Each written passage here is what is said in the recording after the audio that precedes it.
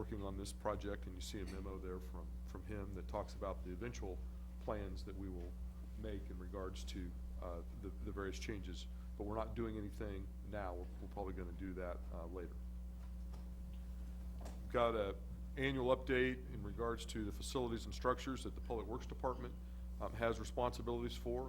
Another busy year for the individuals in that division. As you know, one of the things that staff stresses with you all, and you all have been very responsive on, is that we want to fix what we've got. So we've been working on a lot of our facilities to try and get those in good shape. We also did add a number of structures and facilities in the community. The KU lighted walkway, I think, is something that is a great addition to the Ori neighborhood, a good connection between KU and downtown. That was shepherded by our facilities and structures division in the Public Works Department. A lot of other projects there as well. The Commission has authorized the Common Ground project as well, and that is the kind of the farming project, the community gardens project, and you see that project proceeding. Here in this case, we're looking to get a grant that may help us with some of the amenities for that program. So that is proceeding. And then finally, we have a partnership with the Housing Authority, using some money from the state Kansas Housing Resources Corporation to help in the area of homeless prevention. Good. Questions for Dave? Yes, sir. Thank you very much. Appreciate that. We'll move on excuse me, to the regular agenda. We had an opportunity earlier to spend a couple hours looking at the Solid Waste Task Force report. Don't want to repeat the presentation that we had before. Is there, at this point, the point of this is an opportunity to receive, potentially receive the report and to take public comment at this time. So unless there's any comments, questions, we'll open it up to public comment then, if that's fine. Okay. We'll do so. Is there public comment on Solid Waste Task Force report?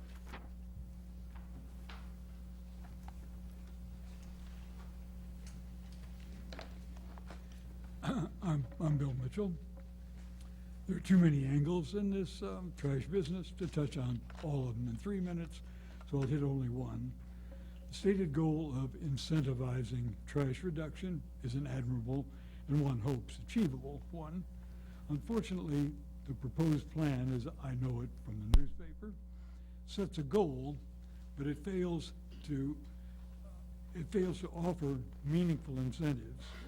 In fact, the first thing it does by requiring carts is to send 22,000 trash cans to the landfill, $1 million out of pocket plus tipping fees. But back to the incentives, of which, broadly speaking, there are two kinds which work, the moral and the financial, neither of which work perfectly. But the moral incentive has been in play in Lawrence for many years. Evidence of that has been plentiful in letters to the editor. An enormous number of folks have already reduced their landfill contributions and recycle and compost, all on their own hook. It is the heavy trash producers who should be targeted with a financial incentive. A 95-gallon cart gets no incentive to reduce. Our family sends a 30-gallon can to the landfill maybe 20 times a year, other folks much less. A 95-gallon cart for us would need to be picked up 6 times a year. Never mind, we have no room for a 40-gallon one, much less for 2 carts. So, establish at the get-go, not after this thing has been piecemealed into place, as you suggested at the meeting today, establish a meaningful financial incentive. If you really want to reduce landfilling, start with, say, a 30-gallon can, maybe a 20-gallon cart. Charge 1x for it. 60-gallon cart, 2X. And a 90-gallon cart, 3X dollars. Say $10, $20, $30, whatever. And then charge for overage. In my remaining time, I'll pick up on a comment that Commissioner Deaver was concerned about changing the residential without considering the commercial. That sounds like really bad planning. And my wife would have me add, enforce the 24-hour rule about trash cans left on the curb. Free. Also enforce stop signs, the sign ordinance, artificial turf ordinance, et cetera, et cetera, et cetera. Thank you.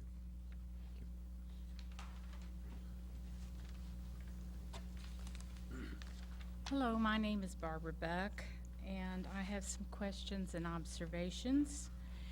Yard waste clearance is formidable. Who's going to use the allocations of bags and other containers to keep it from clogging drains and sewers? Clogged drains are a huge expense. Not everyone can deliver yard waste to a city site. Can many homeowners afford the mandated fees? What's the monthly cost to the homeowner, apartment owner, and mobile home owner? What about the trash dump costs? How are these to be diminished, and at what cost to the city, homeowner, apartment owner, and apartment dwellers? No comments recently about the current sanitation workers. What happens to them? How does the cost of carts and new trucks compare with the cost of insurance and injury and having a wellness program? What happens to the small business recycling group? You know that many volunteer groups pick up and sell cans with profits going to local agencies. Are containers going to be provided free for yard waste? Many people with whom I have spoken appreciate and highly value the current workers. And again, I ask, what has the city done to have recycling inculcated in the whole city?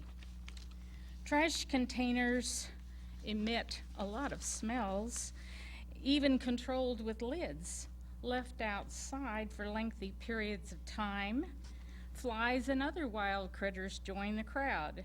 We have in our neighborhood coyotes, voles, foxes, loose dogs, cats, and curious birds in abundance. Attracting them does not say much for the owner of the property and the neighborhood. Many homeowners, as you know, already recycle. Who is learning about recycling besides the homeowners? Olathe, as your comparison in the paper indicated, is not a college town with so many apartment dwellers. That's an unusual comparison. What if apartment dwellers want to recycle? What has Lawrence done to provide recycle bins in downtown heavy usage areas, parks, and designated drop-off areas? What type of container will be used for recycling the multiple items of glass, plastic, and metal? How does one get it to the curb, especially for the elderly that have trouble getting around anyway? Where is the homeowner to store these containers?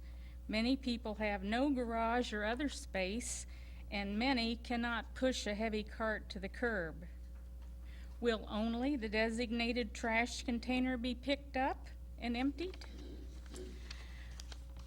You know, I really see dollar signs at the end of this rainbow, and I don't like it. And I really think that there needs to be a lot more information to the general public about cost, function, follow through, need, and what the city has done.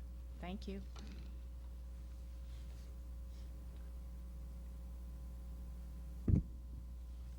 Public comment? Just step on up when you're ready here. Yeah, thank you. Am I good? Armand You're Clark. great, thank you. I'm with Draw Services, Doorstep Recycling and Waste. Just had a few questions for you guys. First question was for property. And I know you guys been over this saying or said that you didn't have time to do a study on multifamily and commercial, but from my research, some properties pay the residential fee for their trash pickup, correct? And when you implement if this is implemented and there is a price increase, is their fees going to increase as well? If I understand the question, if a multifamily unit is paying a residential rate, the residential rate per meter increases, then the residential rate per meter increases, whether, if they're living, wherever they're living, yeah. But the increase is for recycling, correct?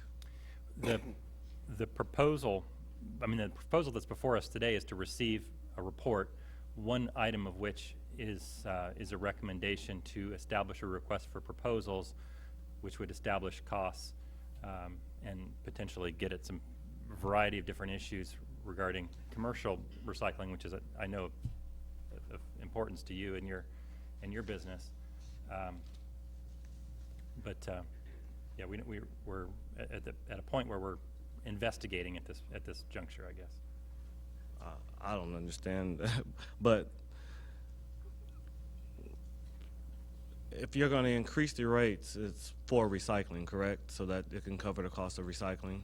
And Right now, we're going considering to that. put out a request for proposals to get ideas back on what costs would be, and that would be to increase. That increase would be for adding the service of recycling. Correct. Okay. Yes. Yeah. Okay. So my next question is, would that increase if these multifamily properties are paying this rate and there is an increase, then how are you going to provide recycling for them? That's a great question. The rest of the commission, it's Armand. Armand, yes. Armand has a business where he provides recycling to commercial. I don't know if I think he may have been in here. I know he's been in the task force. There's an opportunity, I believe. We're talking about various options of commercial recycling, and I think there would be an opportunity for an individual, a company such as you, to bid on handling the commercial. Would be something that we'd be definitely interested in hearing your ideas on how we could accomplish that. Okay. Absolutely. Thank you. Thank you.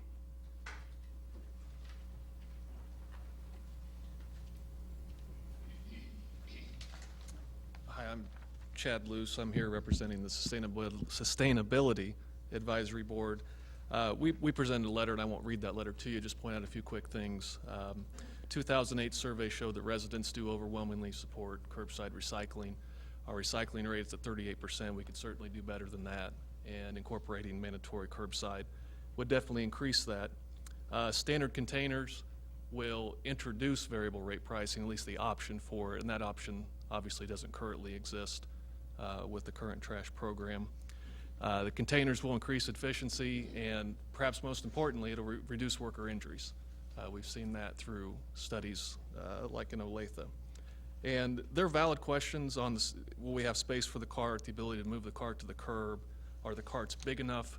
What we found in Olathe's surveys, those were very specific, very highly rated as concerns from folks prior to implementation, and afterward those were rated very low. In other words, folks' concerns were alleviated to a great degree. So with all of that, the SAB definitely supports the SWTF findings. Thank you. Thank you. Public comment? Good evening. Jeff Joseph, Jeff's Curbside Recycling. I want to thank you for listening. I believe many of you are local business owners.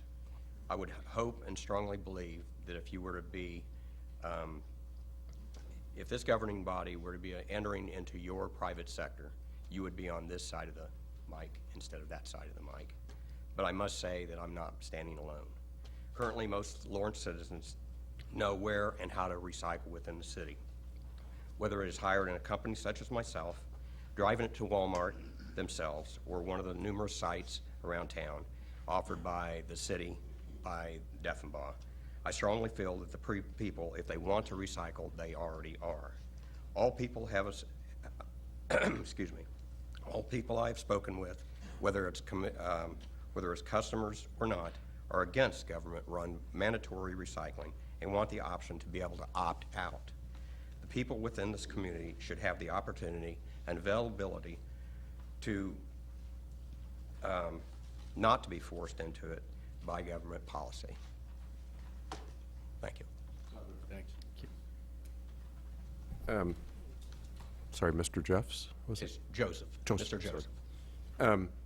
Would you be interested in returning an RFP when the time comes? I would look at that, but I'm questioning, are there another 50 Jeffs that can go along and do the work? You know, myself, sole proprietor, you know, I look at what I can do on a daily basis. You know, I would venture into something, but, you know, I would probably want more constructive numbers from the city to say how many people would really actually be recycling, you know. I think from the business standpoint, if you can't do it professionally, you shouldn't be doing it at all. And if you lose track, you know, I mean, on a good day, how many customers can I do, residential as well as commercial? But all are not good days. When it's 0 degrees and there's 10 inches of snow on the ground, if you still got to go, you got to slow down. So those are things to think about. Thank you. Thank you. Thanks, Jeff.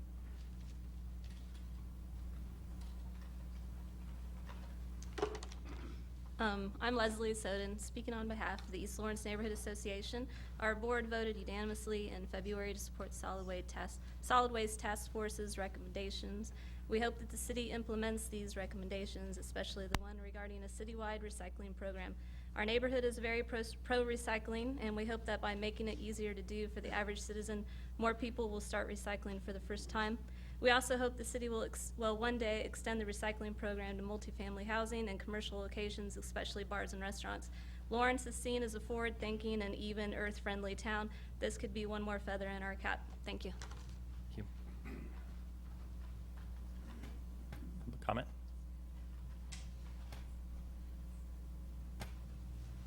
Is there no further public comment? Okay. Back to the commission.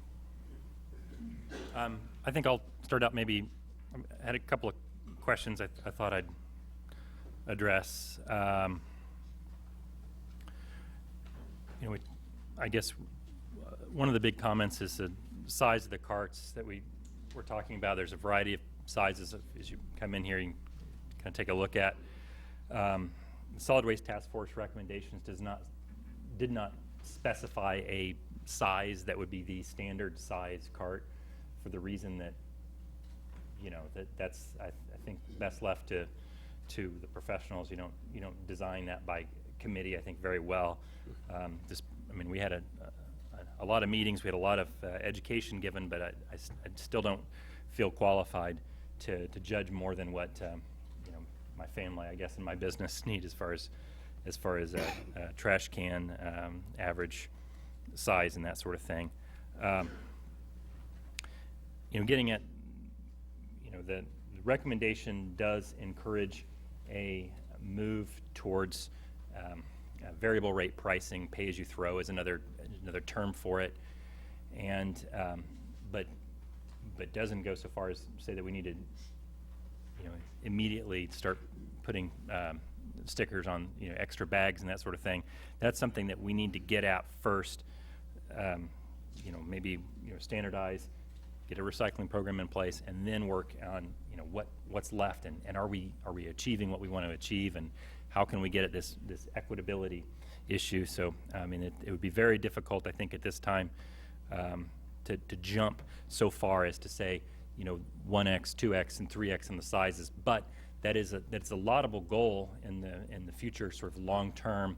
But we need to kind of grow, I think, into that. The changes that we've talked about are enough to cause some considerable concern in the community for, you know, what might be different, and we don't want to exacerbate that too much. you know, as far as downtown bins and some of the other things, that is something actually that does belong in a request for proposals for a recycling program. When you're walking around downtown Lawrence as a visitor, it sends a good signal. This is the sort of community that we are, to have recycling bins. There's actually a group that's gotten together and has been encouraging this very thing, is to have, how come we don't have, we're Lawrence, Kansas, how come there's no recycling bins downtown? This is something I think that does belong in a request for proposals. Maybe there's some other options, like as far as I think parks or what have you. There may be additional venues for that, but downtown is a most visible town square that we have, and that's important, I think, to have a message that this is a community that cares about that. That's something that I think can easily be added. One of the questions about, hey, these carts are going to be big and awkward, and how am I going to get this thing to the curb? That's a question that we received multiple times through the Solid Waste Task Force. The answer there is a little bit of education. We, as a city, do a great job at reaching out and helping those who have the need, may have physical limitations that prevent them from really being able to get that can to the curb. You let us know who you are. Our guys will come and get that cart from the top of your driveway and pull it down. We do that now. We fully expect that to happen in the future. And if with whatever service we have, that's what we can expect. We talked about costs, and a lot of the input that I got, and the members of the Solid Waste Task Force were receiving. We heard a lot about, I'm a senior on a fixed income, please don't raise my rates, which is, obviously it's an extremely vulnerable community. We don't want that to happen. We have, though, right now in place a policy which lowers the solid waste bills for folks who are both, and the key here is both, over 65 and lower income. So if you are over 65 and lower income, you qualify for a reduction in rates. That's what's that reduction? The rate paid is 35% of the standard single-family residence. So over 65 and lower income, you pay 35% of the normal rate. So it's a substantial decrease. That's going to continue. That's something that's not, we don't talk about it too much. I understand we're worried about getting a lot of applications from people who don't qualify, but I'll stress one more time, over 65 and lower income. I don't know what the exact income. 110% of poverty. 60, we have the code, I'm sorry. 60 years. Over 60. I'm sorry, is it over 60? 60. I apologize for 65. I've got in my head for a variety of reasons, but thank you for the clarification. 60 years old, and there is an income threshold that It's approximately 110% of the federal poverty. 110% of poverty level. Anybody who's interested, calling down, we can help make sure that folks are qualified for that. But again, got to be both. And I apologize, 60 years old and not 65. But that exists, and that's important. And I think, again, it gets at the most vulnerable part of our community. And we've talked a lot about seniors in the community and wanting to help out. And here's one way to do it. And so we have that. The opt-out question. We currently have an opt-out program in the city of Lawrence, and it's resulted in approximately 20% curbside recycling rate in the city, and approximately 70% recycling sometimes some amount of something in town. We know experience in other communities would show that provided the bin, 90% of folks or so will participate. You give them a bin, they're gonna, they will use it. And so the point of, the opt-out is, you have additional volume, you have additional efficiencies that go along with that. That allows the total cost to be reduced, and it drastically increases the participation. Right now, there are a subset of people who are very interested and very committed to recycling in our community. What we want to do is to broaden that and increase that so that your average person throughout town is also participating in recycling. That it's something that, in order to accomplish, it needs to be an additional service that's provided throughout town. You know, there are a lot of these common concerns that we've received have been addressed in Attachment 6 of the Solid Waste Task Force report, starting on page 26, if folks are interested in taking a look at that. One of, I mean, obviously, something you cannot easily offer some sort of an explanation for or consolidation to is our private businesses and groups that are out there who would be affected by this. And that is, I mean, there's a reality and an unfortunate reality.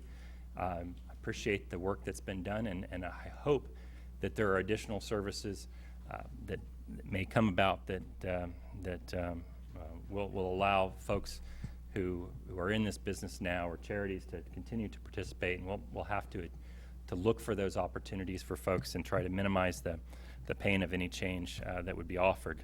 But ultimately, the program that we have right now is resulting in a recycling rate that's not as good as the City of Lawrence could do, and not as good as the City of Lawrence should do. And I believe pretty strongly that a change needs to be made. That is the recommendation of the Solid Waste Task Force, which was a diverse group of individuals from a lot of different backgrounds who came together with a lot of different opinions from the beginning, and who came together in unanimous support of the document that's being presented to you this evening. So those are a couple of the issues that we heard this evening. Comments, questions? I'll go. Shoot. You know, between our study session and our regular meeting tonight, I had an individual from the Solid Waste Task Force remind me of one thing that is really important in this discussion, and that is our job is to make sure that we're keeping our city clean. That's what this is really about. And I think that one of the groups of people that we really have to commend is the people that work for us in solid waste right now.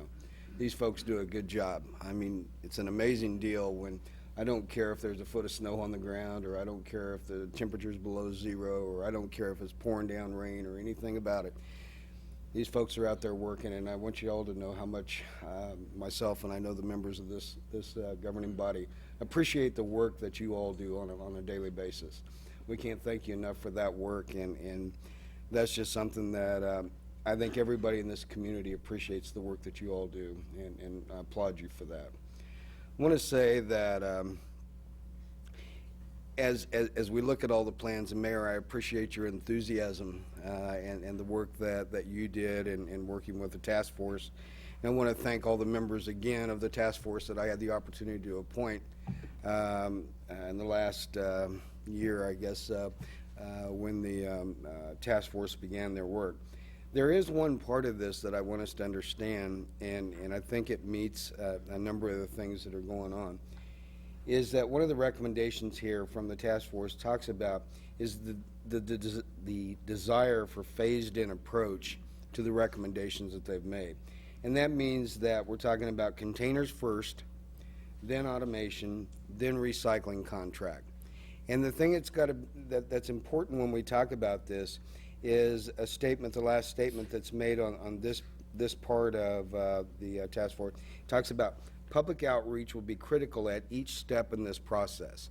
We've got to make sure that we are able to articulate the importance of the program that we're going to put in place. And if it is important because there are costs that we can't control from time to time. City manager brought up earlier this evening, one of the things that we're all affected with in our daily life, and you know, the City of Lawrence is no different, fuel. We have no ability to be able to see what the fuel costs are going to be in city government, you know, for the time to come. Next thing is that our workers' comp costs. There doesn't seem to be, really any rhyme or reason. We got a report earlier that showed, I believe it was what, 1.7 million in claims over the last. Average about $250,000 a year. Yeah, so $250,000 a year for the last 7 years. There's something that we just can't put a real figure to on an annual basis, because it is a dangerous job. People are going to get hurt. As all the training and everything that goes along with it, we're going to have problems with those costs, and costs that, that we have a hard time controlling there. I believe that this commission will put together a plan as recommended by the task force, to put together a plan that really is going to phase in plans over time. I really believe that. But we're going to do it right. We're going to take into consideration the Jeff Josephs in Lawrence, Kansas, the guys that get up that do their job every day. They're doing something in recycling that right now, it's a great service for this community. We can't forget those people. We can't forget them. If it's going to be, as questioned by the Vice Mayor, whether or not Jeff or other people who are doing the same job that he's doing are willing to answer an RFP, I hope they can. I hope they will. I hope that as we get into this somewhere into the future, that the RFP is set up in such a way as Jeff and other people who are currently providing that service is able to participate on some type of scale. I hope that it's written in such a way. There were a lot of good questions asked earlier by Barbara. Your questions are great. I mean, they really are. There's a number of things to take into consideration. Every member of this commission has been asked any number of questions. Some we can answer, some that we can't. I get those questions at home. Where are we storing this cart? Probably one of the biggest things is my garage was designed for two compact cars. It's great.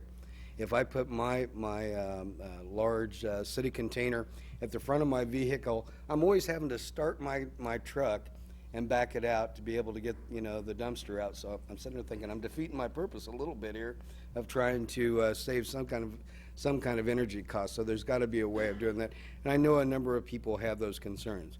One of the biggest concerns that I have, and is recommended in the material from the task force, is the variable rate pricing. I believe it's important. I mean, I really do. I think that there's a lot of people here in town that are doing quite a bit of work in recycling right now, but I think that there's a lot of people that just don't use and put out a lot of trash. They shouldn't have to be paying as much as I'm paying if I'm putting out, a whole large container full. There's got to be a way that folks, pay for what they use. I mean, I really believe that. And Mayor, it's not that we disagree. It's the question of when the timing should happen. I don't disagree with that. Okay. Whatsoever. No, I agree with you completely. Okay. So all I want people to understand is that as we receive the task force recommendation this evening, one of the things that's really important here is I truly believe that this just starts a process that on a number of items that we'll consider over time. And I believe that the task force members have done a lot of the work for us, but as we consider different bullets as part of the recommendations from the report, there is going to be plenty of ample time for people to be able to participate in what the various parts of this program should and will look like. So, thanks for bearing with me. I think, like I say, it's important, and I think that one of the most important parts of the statement here is that public outreach will be critical at each step in this process. Jump in. Yeah. Oh, it's just a great report. I think everyone should read it. I think a lot of the questions that people have are answered in this 20-some page document. Yeah. We didn't really touch upon a lot of the parts of the report, but the one thing I want everyone to understand is none of these changes are going to happen overnight, and all of the change is going to be hard, no matter whether you're a curbside recycler or whether you take your stuff to Walmart or whether you don't throw enough trash out to fill a bin up 6 times a year. I mean, these are all things that are impacting all of us, and I think we need to be patient, and I think we need to be careful how we make these changes. I think we need to think about the safety of the great service that we get, of the people that provide the service. I mean, if really we care about having great service, we need to care about those people providing the service and their health. So the arguments about the size of the cart, the location of the cart, how do I get the cart out, in and out, throwing carts in landfills, those are all great questions, but fact of the matter is we adapt and we move on, and I hope that whatever change occurs, you know, we keep the health of the solid waste people in mind. We keep the fact that automation will make things more cost effective, and that we understand that we're not approving curbside recycling tonight. All we're doing is accepting a report from some great people who put a lot of hours into this, and that we still need to be thinking about providing a competitive service in our community, whether we do it internally or we think about letting other people do it, whether it's curbside recycling or it's solid waste services. All of our services need to be cost effective, and I hope that any changes we make the job easier for the person doing it, or safer at minimum, and then of course more cost effective. And I think the Solid Waste Task Force proved that there's a lot of information out there from many communities who have already done this and are reaping the benefits. Thank you. Contrast this a little bit. I served about 20 years ago, and at that time we had a solid waste major change, and that major change was we used to pick up the trash twice a week. And instead of picking up the trash twice a week, we started picking up yard. That means one trip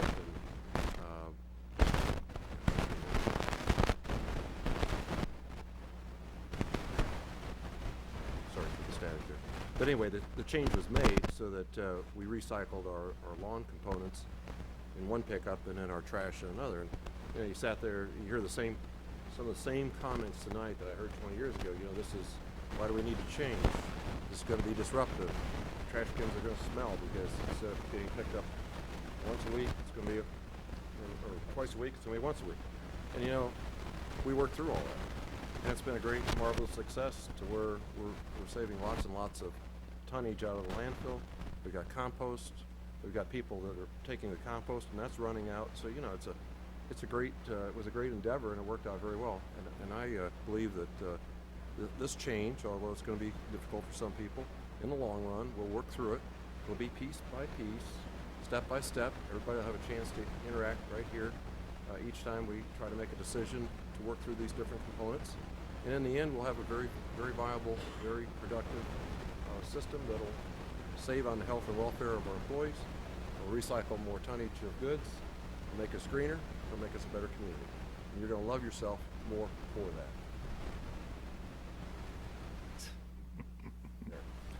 Self-love is important. You heard it here. Kurt, Adrian.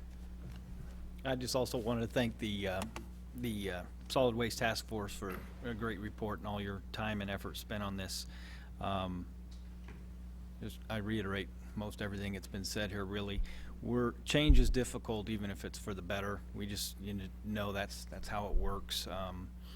I guess one thing that I was mentioning earlier is that I've lived in 10 states now, and a lot of communities, and so with that in mind, one of the things there were two things that stood out to me when I moved back to Lawrence, and one was the condition of our streets comparative to living in 10 different states and many different communities myself, and the lack of a recycling as a part of the city trash service.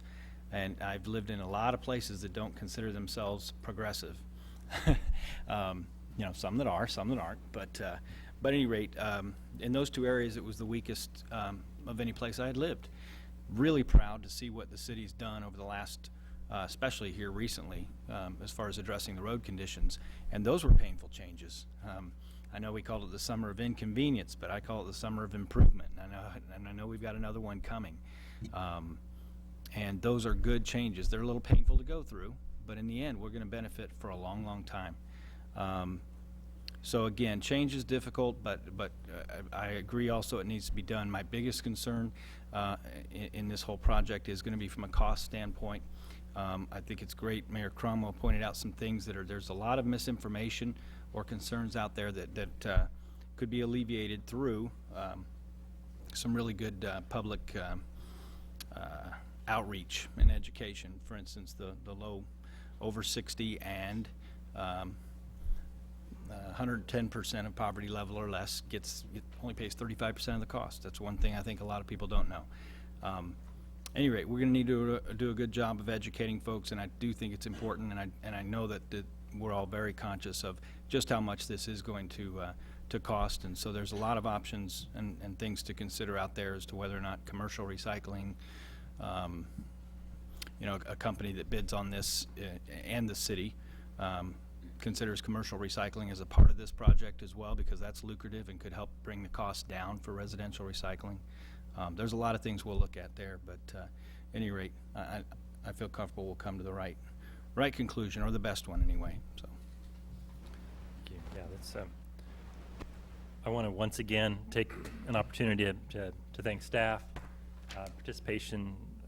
You know, we've throughout this process we've had 20-something public meetings, each of which had at least 4 staff members, I would say, in attendance, and countless staff members working behind the scenes to answer all of the questions and the reports and to pull the correct speakers together that we wanted. We had a lot of different folks come from a lot of different communities. And we had an opportunity to thank those, but I mean, it really is something that we were able to take advantage of the expertise that are in a lot of different communities out there. Who these folks came in, took time out of their lives to come and visit with us about their successes and troubles, so that we could learn from them, and that's super critical and much appreciated. Solid Waste Task Force members, I had an opportunity to thank earlier, and I will do so again. The participation rate has been astounding, truly laudable. They were there, they were engaged, they had an opinion that was expressed. We went through a lot of different I don't know, it was a long journey that we took together, learning about trash. It seems just kind of ridiculous when you put it that way. And this from a guy who's got a degree in civil environmental engineering, which is deals with trash and wastewater and such. But you know, it was very interesting. The more you got into it, the more you were interested in it, and that's the experience that the task force members had, and it showed in the report that we have. Is a direct reflection of the hard work and dedication of all those people, as well as the staff. And so again, I just wanted to make sure that credit's given where credit's due. A lot of the questions, a lot of the concerns, a lot of the fears, I think as you addressed, Commissioner, the answers of which are in this report, not of what you fear might be in the report, but in the report. And you know, there's obviously concerns that there's something going on that's you know, that isn't good, that this is going to make it impossible for this, that, or the other. The report is the report, and the service the city offers is tremendous, and that's not going to change because no one wants that to change. We'll continue to offer outstanding service in Lawrence, however we accomplish it in the future. Whatever changes are made, we know, we understand from hundreds of people's feedback, and we'll continue to have that sort of feedback as we go down this journey.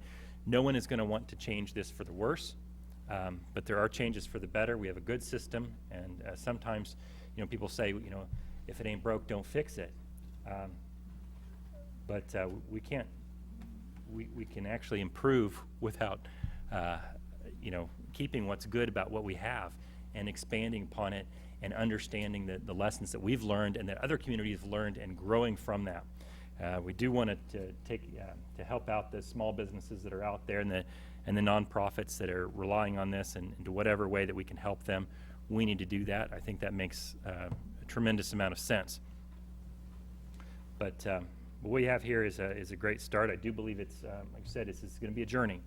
And, you know, the task force has completed its work, but this body and the city will continue to you know, make changes in the solid waste program. Hopefully, just those changes are always going to be ongoing. If you're not changing something, then you're not improving, and we want to continue to improve and offer the best possible service that we can in the city of Lawrence. So with that in mind, you know, there's a couple of items that are before us. First of which obviously is to receive the report, and then we have an opportunity to direct staff, and I think there's a couple of areas in which I'm interested in doing just that. So, No other discussion. I'd move to accept the solid waste task force report. motion for acceptance made by Vice Mayor Shum, seconded by Commissioner Dever. All in favor? Aye. Aye. Opposed? Passes 5-0. The other part of this, there's two main, I think, more immediate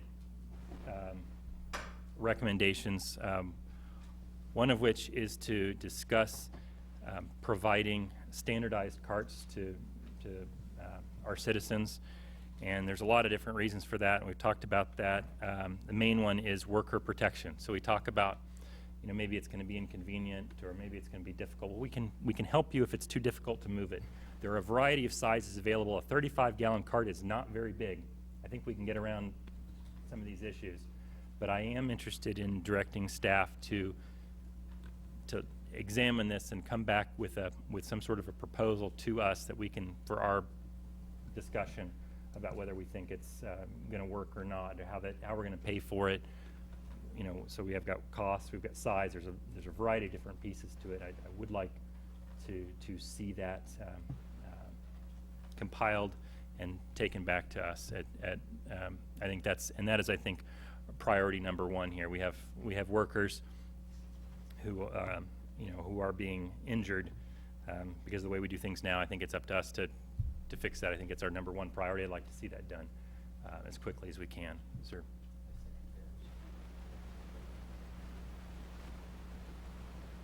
Rick? That'll be back on a future agenda sometime. A future agenda once they're going to have.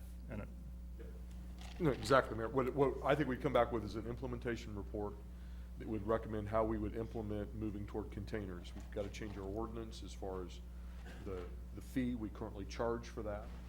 We're proposing that we wouldn't charge for that, and we would provide the containers as part of the existing rate structure, and then we need to talk a little bit about how we would roll that out. And we know that education and discussion with citizens is a key part. So what I think is the next step on that, and Mayor, is what you're exactly saying, is we need an implementation report. Staff, give us options on how you would implement something like this. With that, would we also have the discussion of size and price in a timeline? Presume is what you're talking about, the rollout. Right. And I And then- would add to that an educational component. This is an example, and I think we talked about it during the course of the Solid Waste Task Force, but City of Olathe did. It looked like an outstanding job at education, and not that we don't copy that because we are a much different community, but we learn from their success and build upon it here. So I would add an educational component to that. The other point would be if there has to be any kinds of equipment change at this time with regards to how we're going to handle this. Everything so far indicates no, but if we find out there needs to be some kind of equipment change, I'd like to see that. We have the semi-automated rear-load refuse trucks that we would use for the residential service. And then, once again, this is for collecting the trash that's out there right now. It's not the recycling. It's just That's all we're talking about at this element. Do we have I guess I made that. It was seconded. Very good. Motion made by Mayor Cromwell. That's me. Seconded by Commissioner Dever. All in favor? Aye. Aye. Passes 5-0. The other item to this that I would like to see direction is in the creation of a request for proposals on the recycling end of things. I think this is going to be a difficult request for proposals to write. I don't think that it will be correct on the first go-around. I know that, I think we'll do our best. Because I think that it'll be meddled by Absolutely, it's gonna require a lot. yeah, that's something that, and normally when we have a request for proposals, this is much more complicated. We've talked. We've done before, we haven't done this before. Yeah, and we had a lot of discussion about sort of items that we think should be in it and how it should be implemented, but I think it's complicated. I know it's complicated. There's a lot of elements to it, you know, from, you know, the residential, commercial, downtown bins. There's other elements of it. There's folks that are out there, like Armand and his group.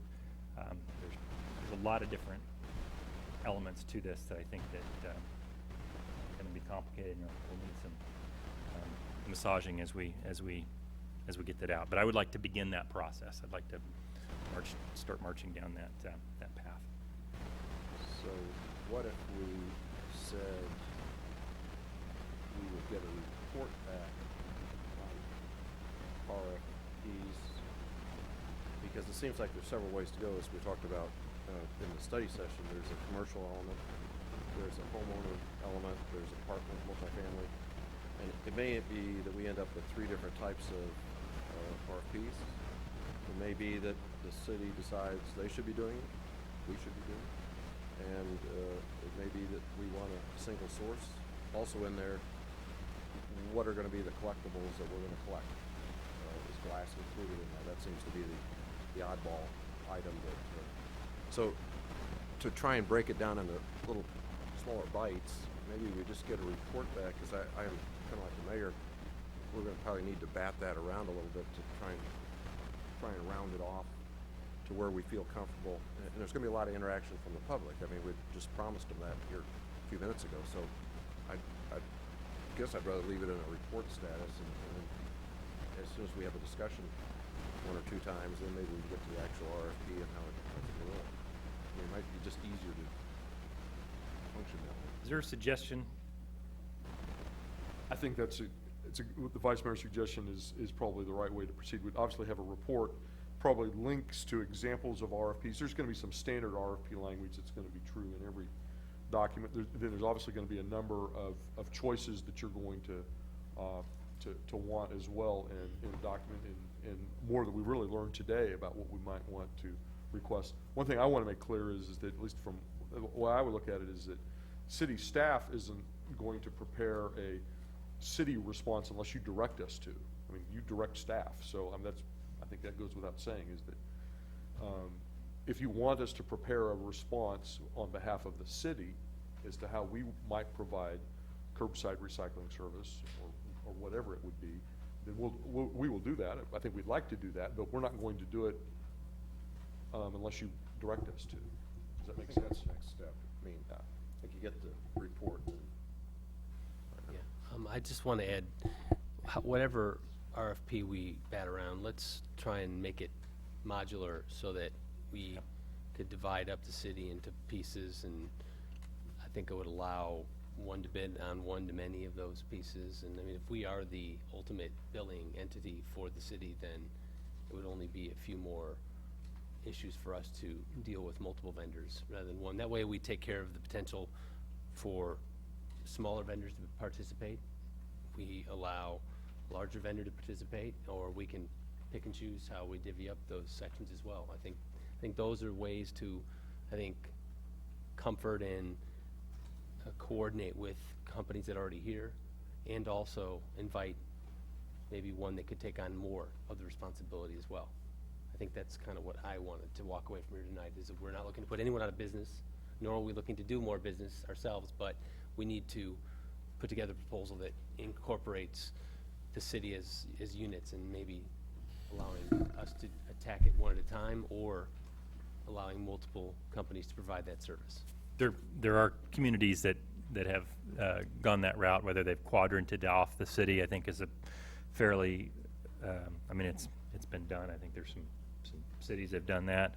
There may be other options, but a menu, I think, is super critical, because it may be that a commercial recycling solution may be different. There may be pieces to that that we may want to, piece off to various groups. There's so many different situations in the city of Lawrence, from, the commercial to, Oriad neighborhood to residential to Exactly. behind my office, whatever. There's a lot of different pieces to this, and if we're able to parcel off those and you can bid on A, B, C, D, E, or any of them, all of them, whatever. And likewise, the city may be able to provide something better than other folks. It's possible. So then at this point, we're going to do kind of what the vice mayor had suggested, ask for a report from staff on what a procedure may look like in establishing an RFP. That'd be I think that's fair to. I think so, perhaps with as many of the question options, the modules that we could think of before we've had an interaction with you all and we'll further refine that. Once we get that, then we'll be able to think of half a dozen more, or we don't want some of them or whatever, and we could. Yeah, it's, like I said, I think that this is definitely gonna take a number of tries to get this one. Sure. Yeah. Work. I'm wondering though if we should have city go ahead, at least start working right away on, their own proposal, because that's something that we're certainly going to be asking anyway, that whether it's doing it all ourselves and doing portions of it, we'll be ready, get going on that at any time. Because the sooner they're doing that, the sooner we'll start having some numbers ourselves possibly to work with too. They're gonna need to know, I suppose, what to bid on, but again, I look mean, at it as if if it's the you're, direction that you're eventually gonna want us to do that, I think we can do that. I think that's a good suggestion, because it is gonna take some time to do that, and you're basically, I don't know how much of our staff, we've still got quite a bit of our sanitation staff here. They're the ones that are gonna be the experts in putting it together. I, for one, can't imagine us not wanting that piece of information as what that would cost. I mean, I think that would be, it's prudent. I think it's important. I want to see that go out for bid, but I think it would be foolish and irresponsible to not get a response from the city as well. I'm sure they're chomping at the bit to put that together for us too, so let them go to work. Is there any dissent on that?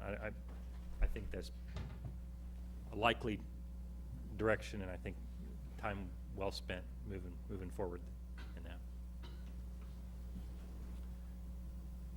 So I guess I would like to, or did you have a motion then to go ahead to the report? I move to direct staff to prepare a report analyzing all the different types of RFPs that are possible, and report back to the city commission.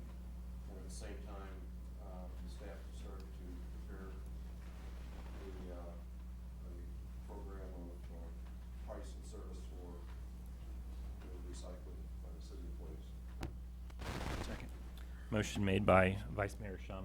Question. Sorry. But here again, this is just for that report, This is for the to report. establish the cost and what This- an RFP may look like. This is a motion to have staff develop a report which would identify what a request for proposals to even get to the cost. So we're a couple of steps away from that cost, and probably 6 steps away from any implementation, where it's just for the report.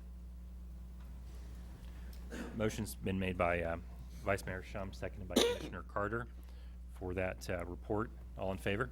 Aye. Aye. Opposed? Passes 5-0. Is there any other action item that we foresee on this report at this time? Sir?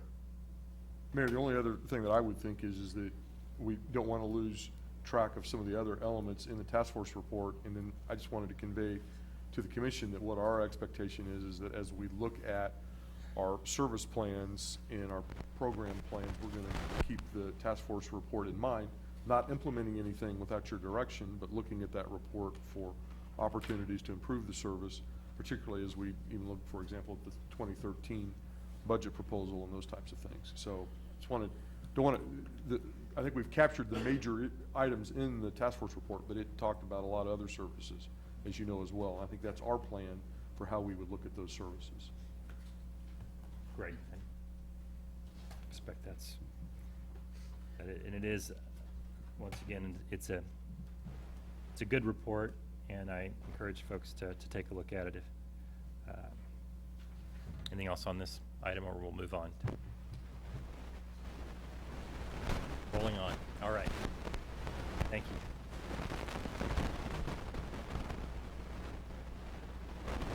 Allowing room to clear here. The next item that we have is to receive the city auditor's performance audit on the rental housing licensing program. Maybe allow a moment or two here, Michael.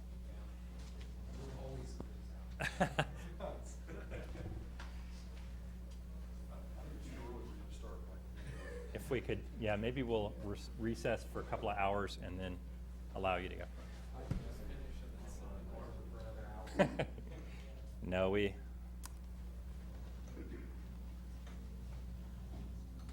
ready? I think so. Thank you. All right. Mike Iglinski, I'm the city auditor, and I'm going to present this summary of the work on the rental housing program. Let's see if I can.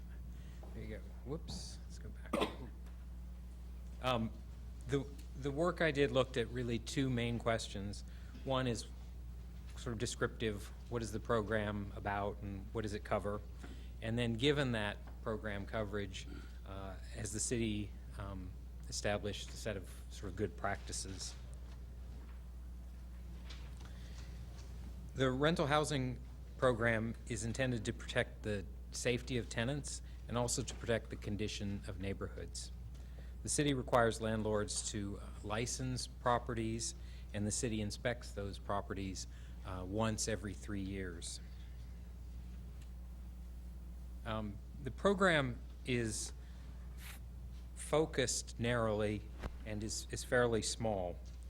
Only rental housing that is in RS zoned districts is required to be licensed, and until the change that was approved in, I think, January of this year, only rental housing with fewer than 3 units was required to be licensed. I have a map here that illustrates the gray areas are the RS zoned parts of the community. Gives you an idea of sort of where the coverage is.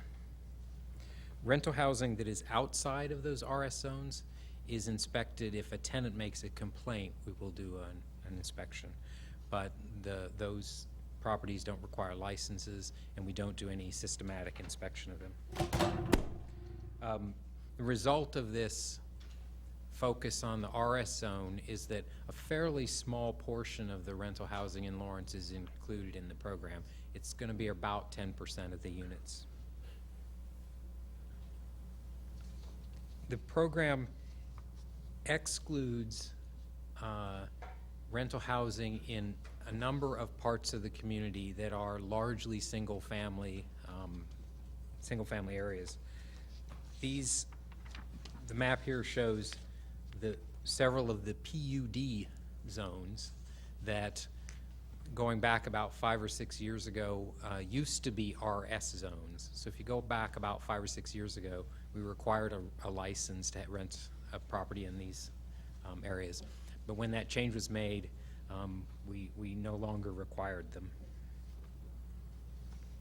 So one of the sort of odd things that happens because of that zoning focus is you get these border effects. This photo illustrates an area where on the top of the picture there, those houses are in an RS zone. And to rent those houses out, you have to have a license and have an inspection on every 3-year basis. I don't know if these particular houses are rentals, but on that block there are a number of licensed rentals. On the lower part of the picture, which is across the street, you're in a PUD zone, and you can rent a house there without having to have a license or an inspection. So you get these kind of odd border effects because of the zoning issue. Another thing that can happen with that is property owners can maybe get a little confused. Sure. Why is that? Why is one side of the street an RS require a license and the other side doesn't? I know they had changed, so you have PUD, but why did that inspection requirement change with that? The requirement in the code is that if you were in an RS zone district, you have to get a license. So when, Scott maybe can explain this stuff better than me. I can explain, Mayor, if you'd like me to. It's sort of a technical. It was a bit of a technical issue, but I think there may be two things at play. I think what Michael's trying to explain on the border effect is that there are RS structures that are rented and go through the licensing program, and there can be other zoning across the street, whether it's PUD or some other zoning, residential zoning, duplex zoning, for example, that wouldn't be required to be licensed. So there's that border effect. On the PUD issue, though, itself, as I understand it, coming to this issue through this audit process, when the development code changed in 2006, there was a citywide rezoning. Some of the rezoning converted RS districts to a new district title. There was a determination made in that administration, in the Planning Department and Development Services Administration, that it affected the licensing program in such a way as to exclude those PUDs, because the ordinance that covered licensing required RS zoned properties to be included and inspected, and the development code converted zoning. One of our recommendations is to reinterpret that back to the way it was, which is to see them as RS zoned properties, because it really was just a name change. We didn't give them any additional uses in that sense of rezoning. And so that's one of the recommendations that we agree should be considered and looked into a little bit. Okay, so it was more or less an unintended consequence? Yes, sir.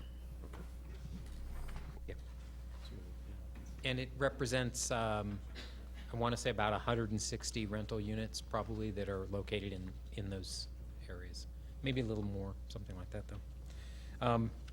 Another thing that happened, when I started looking and realizing that those zoning patterns are a little bit complicated, I did some testing and I looked at, are there people who are licensing rental units that are not in RS zones? And there are. I did a fairly simple test and found right away 29 properties where a property owner has purchased or has licensed that property, but they aren't required to license that property. I also did a test the other way around. Are there properties out there that are supposed to be licensed that aren't? And that's harder to estimate.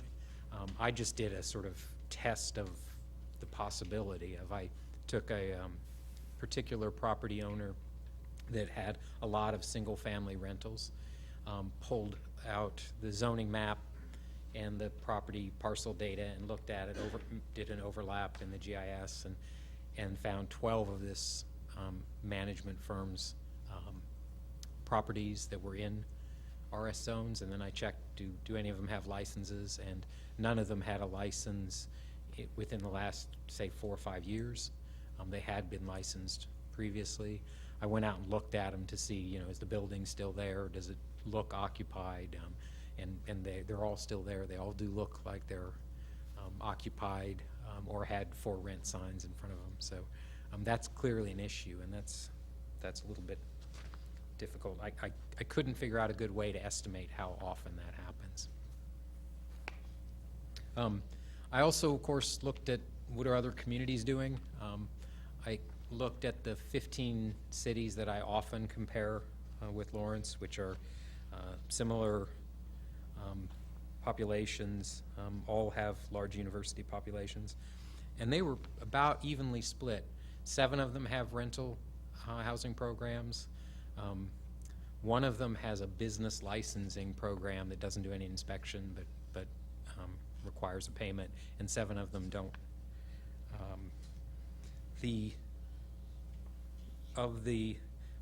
The ones that have programs, they generally have a broader scope than ours.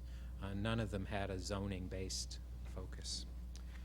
There are also other Kansas communities that have these rental programs. There are also, of course, other Kansas communities that don't.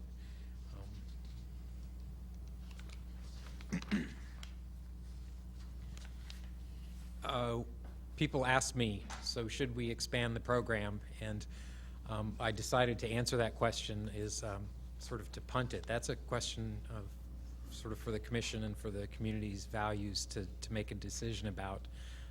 Had it been, for example, that every other city I looked at had a program that was much larger, I may have made a recommendation that we do that. But for every city that has a large program, I found a city that doesn't. So it reflects, I think, the community's values. It's not really an audit decision. I do want to point out that staff have made that recommendation, and that the goals of the program, the goals of protecting the tenant safety and protecting the neighborhoods, those are reasonable goals, even outside of an RS district. I put in a slide. I did a little bit of time just looking at data. Lawrence is really a very substantial rental housing community. We have, as everybody knows, a lot of our population live in rental housing. It's unusual even for a town like ours, and it's a big business. Sorry, I was just. That's apartments and everything, right? Yeah, that's all Just rental. checking on that number. That's interesting. 60%, can you explain that number? Yeah, the 60% of housing in Lawrence is. Yeah, of the housing units, about 60% of them are rental housing units. That would include an apartment complex is, can be 200 units, that's. It can be, yeah. It's 200. Yep, yeah. And it's, Lawrence is quite high. I don't think I brought. Manhattan actually is even higher, but, a community like Topeka is about 43% rental housing. Olathe is 29%, so it gives you sort of a context. We're again, as everybody knows, we have a lot of rental housing. I like to look at the data and see that, so that's sort of why this slide makes it. The second question I looked at was, so given that we have this program, and keeping in mind that it's small, are we doing the kind of things that that one should for a program? So I put together basically a list of good practices, and I did that by looking at some literature on what are things a regulatory program ought to do. I talked to rental housing people in Lawrence, inside city government, outside city government, and I talked to rental housing program people in other cities, kind of put together a list. Generally, then what I did is I look and said, do we do these things? And we do. It's a real small program, and some of them we don't do a lot of. Some programs, Iowa City has a much more substantial program, and we'll do a lot more about, for example, analyzing and reporting on the results of the program. But that reflects kind of the size of the program, I think. As I was doing that, I found a few areas where I thought we could strengthen the program. We can have more written documentation about how everything works, covering things like how we identify rental housing, how we renew licenses, how we do inspections, how we handle complaints, just sort of formalize some of that documentation. I didn't make a formal recommendation about it, but there are some opportunities to use some information technology to capture some of the data a little bit quicker. Right now, it's sort of in a written form and then re-entered into a computer, and with a fairly small investment, that could probably be streamlined a bit, and also would raise the quality of the data. And as always, we can, I think, do more reporting to the public and to the City Commission on the results of the program.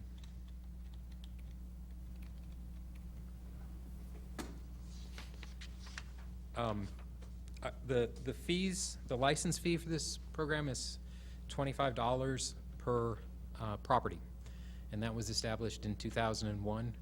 Even in 2001, that didn't quite generate enough revenue to cover the direct program costs, and it's covering less than half of the costs right now. Less than half of the costs, and I didn't count citywide overhead. I didn't count the vehicle. I didn't count office space or anything like that. So it's really lower than it probably should. And I do have a recommendation to bring back a proposal to increase the fees. I did make some comparisons. These are this chart shows the range of fees for several different kinds of properties. And compared Lawrence. Lawrence is the wide gray bar with the range, which is the sort of tall gray bars. And you can see that we're at the bottom for a large building, or building with 5 units.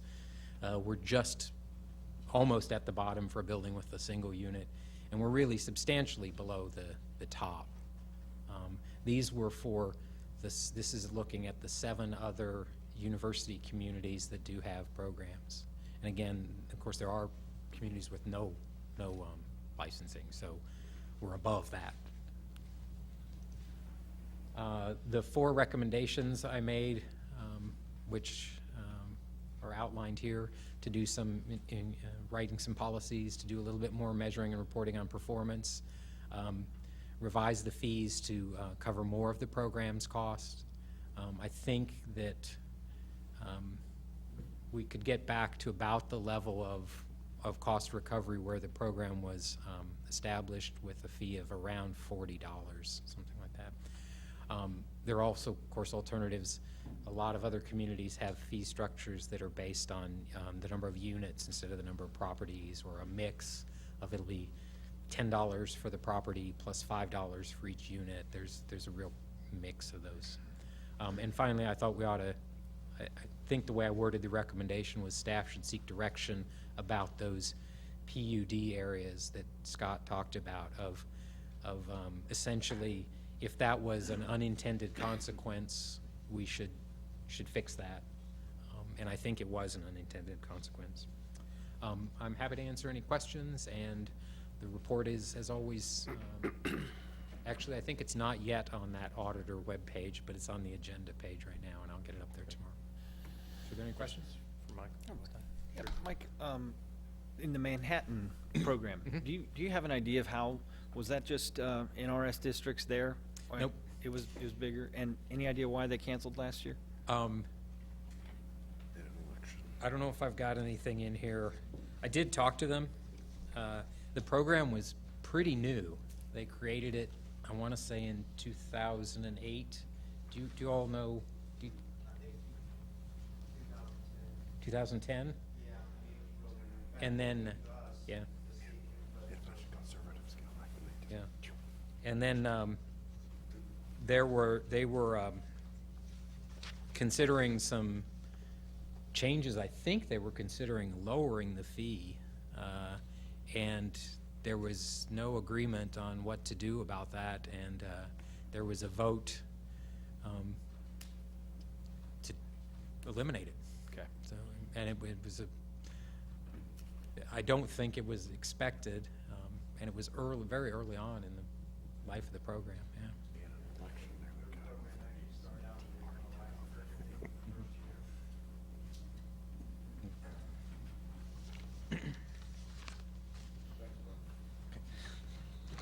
They were going to license everything for the first year, and I think they started that process, and then something happened major, and then they started reevaluating everything. And next thing I know, I got a phone call from their person in charge for then probably the last 3 or 4 months, stating that things were going a different route. I don't know all the details. I could get those if you need those. I think they had an election. It was an election that. Yeah. Well, Okay. Yeah. yeah, I heard there were some, Okay. They changed a few other things, too. yeah, I heard there were some other changes there as well. All right, thank So- you. You got that confirmed. Elections have consequences.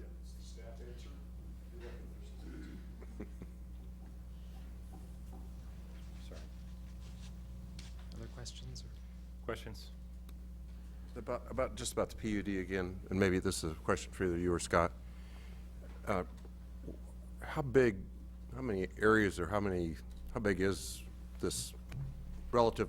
You got single-family RS zones, and then you've got PUDs. What's the relationship in percentage? There are about 10% of the city's single-family residential parcels are in the PUDs. Okay. So, Does that sound right, Scott? Does Yeah, that- I think you had a number even in your report about how many that could pick up, or we've had some discussions about that. Do you remember, Brian, about how many structures that would pick up? I don't remember the exact structures, but I can give you the exact locations. There's 3 main areas. One is what you commonly refer to as the Deerfield neighborhood. The other one is the Albemarle area, Camelback, St. Andrews Drive area, near Augusta Drive. I want to change it. And then the third area, and there may be one other one out there, but the other area is south of Clinton Parkway between Crossgate and Castle. Those are the 3 main areas that changed with the rezoning of our new development code in the summer of 2006. Okay, so the complaints I've been turning in my neighborhood, it's a PUD, so it's under different rules. Well, it's under different, the occupancy rules are 4 there versus the 3 unrelated, and they aren't required to register and license the property as they were once before when they had the main zoning district of the RS single dwelling. Okay, why is it 4 in a PUD and 3 in an RS? I'll let Scott answer that. It's the same issue that the code has for RS districts, the cap of 3, and for non-RS districts, the cap of 4. But I thought the non-RS districts were for like duplexes.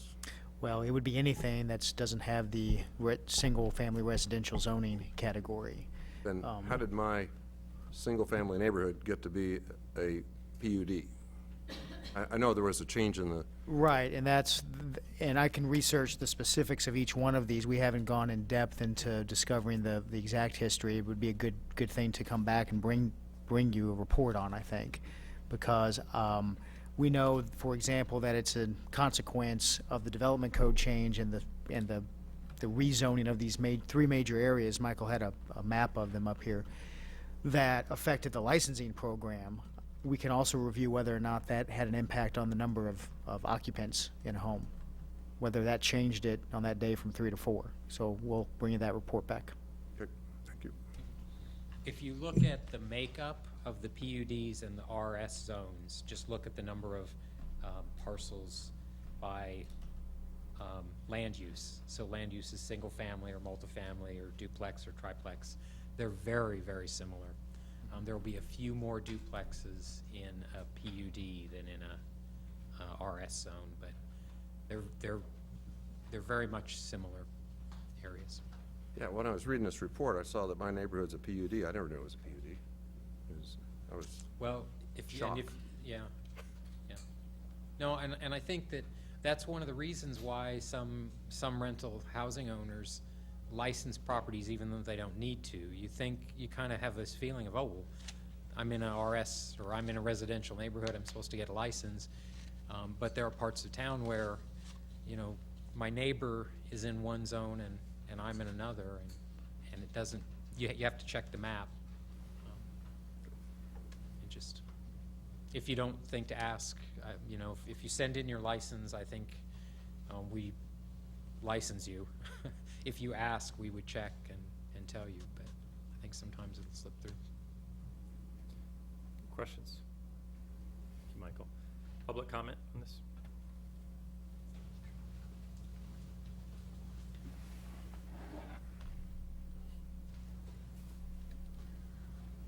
Gwen Klingenberg. I think I can actually help you answer some of those questions because I asked about that myself because I actually live in a PUD and it was a PUD, actually now a PUD as a change. It has to do with the multiple uses. You have a large duplex and you also have a commercial with no capacity. So we got sort of put in as a PUD even though we're mostly single family in a particular area.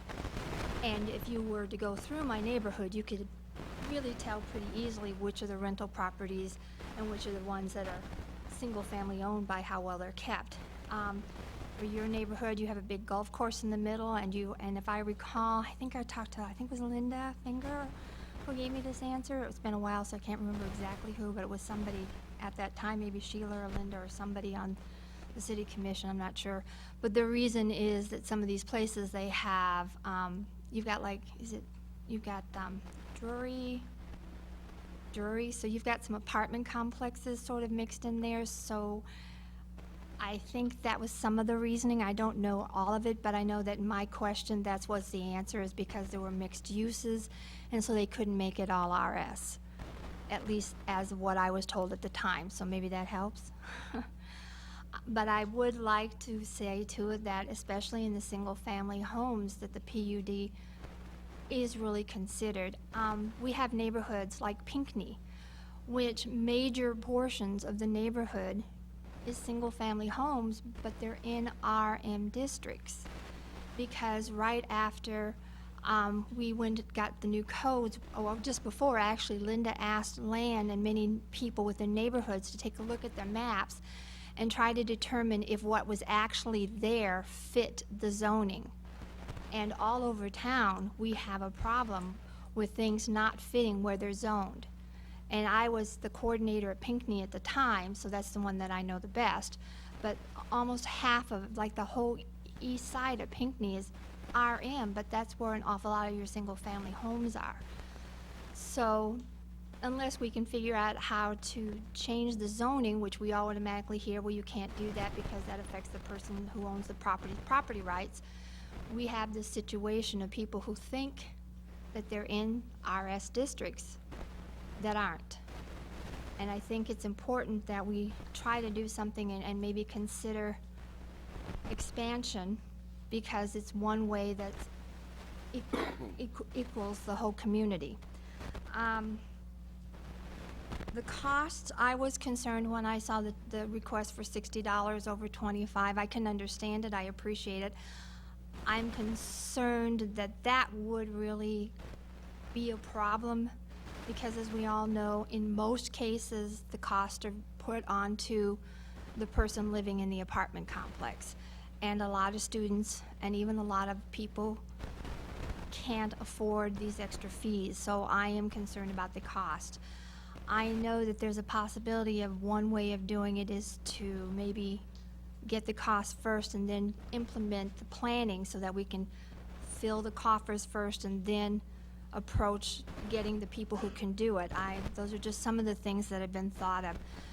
One of the cities that wasn't looked at on here is Lincoln, Nebraska, and they actually have a company, a private company, that is making money doing this thing, and that landlords there actually want to be on that list because the school has that list available for students, and then these students know that this is a safe place to live because they're inspected.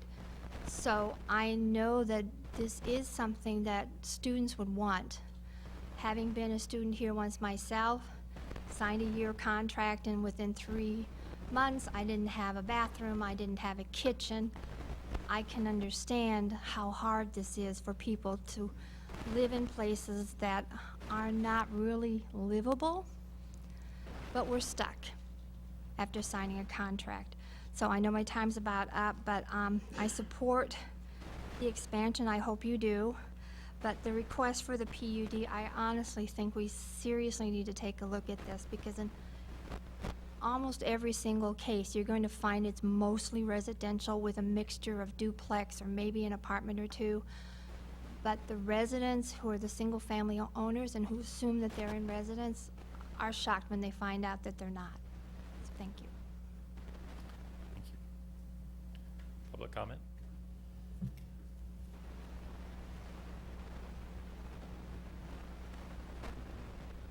Last call.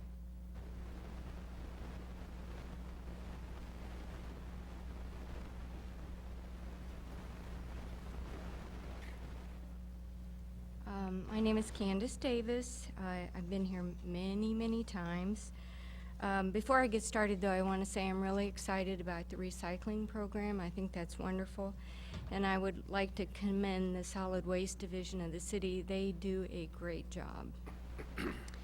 I'm wanting to comment on the rental registration program, which I have been a part of supporting for at least 5 years. And I think logically, I don't think anybody would disagree that it would make sense if you're doing it in single-family neighborhoods that you would want to do it in areas that have largely rental properties. I think this is an infrastructure issue, just like our roads. I think people come to our town and they look at our buildings, and especially here at KU, close to the university, I live in Oriad, so I think they look at that and they get an impression about our city. I know there are a lot of good landlords. I see there's some here. I'd like to think I'm a good landlord. I put a fair amount of money in my properties. They're safe. But I know we need inspections, because when you look around, and I've lived in Oriad for 15 years, I will tell you that it's obvious there are many who are not so good. So the way things exist now, I think it's clear that it's not working. We do need accountability for people. As Mike Eglinski mentioned, these are businesses, and I think businesses at least need to be accessible and accountable. It's important that students and renters are safe, and that the properties they're paying money to rent, they know that they can be assured they're safe. And the other thing that is bandied around often, and especially in the last several years, is the notion of demolition by neglect. And I think this is one of the biggest areas that we have a problem, is these rental properties falling into these neglectful states. So that's all I have to say. I'm really encouraging you in some capacity to begin an expansion of this program. Thank you. Thank you, Candy. Is there further public comment? Mr. Mullins?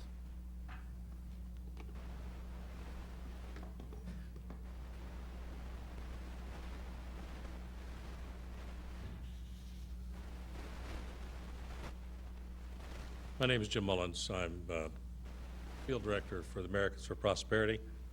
I'm going to be speaking later this week at another governing body about an issue that's going to, what is the effect of gravity on rainwater? And people say, you got to be kidding. I said, no, it's not really, but they're going to take $125,000 to grant, and then they're going to give a report back. The express purpose of the program, because we've seen it in other places in the country, there's nothing more than figure out how to gather a fee for people that have water that run off their property. To me, this program is just another case of the city being able to collect a fee, okay? Because if I'm a landlord, or like myself, I've been in sales for 50 years, seriously, 50 years. And if you don't sell value, you won't get money. You have to sell value to get money. And that's what will control this, is let the free market control this situation rather than government's heavy-handed coming in. Because you already see here where your fee is not covering the cost of providing the service. So the first thing we'll probably do is raise the fees. Change the policies and procedures to make them more onerous and restricting. And that's when the government's heavy hand gets in. It grows the program, gets the number of employees that goes up. That's the situation in these kind of things. Manhattan, I think, to their credit, did it the right way. They said, we don't understand why this program, we'll do away with it and let the free market run the programs for the rental housing, okay? Anyway, that's enough. Thank you.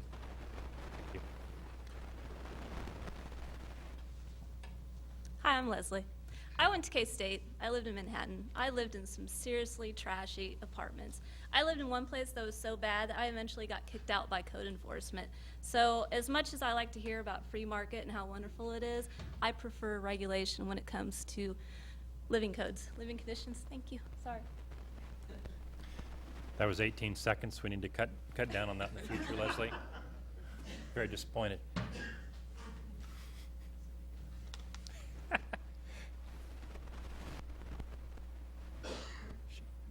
She gets an award for getting her point across. Yeah.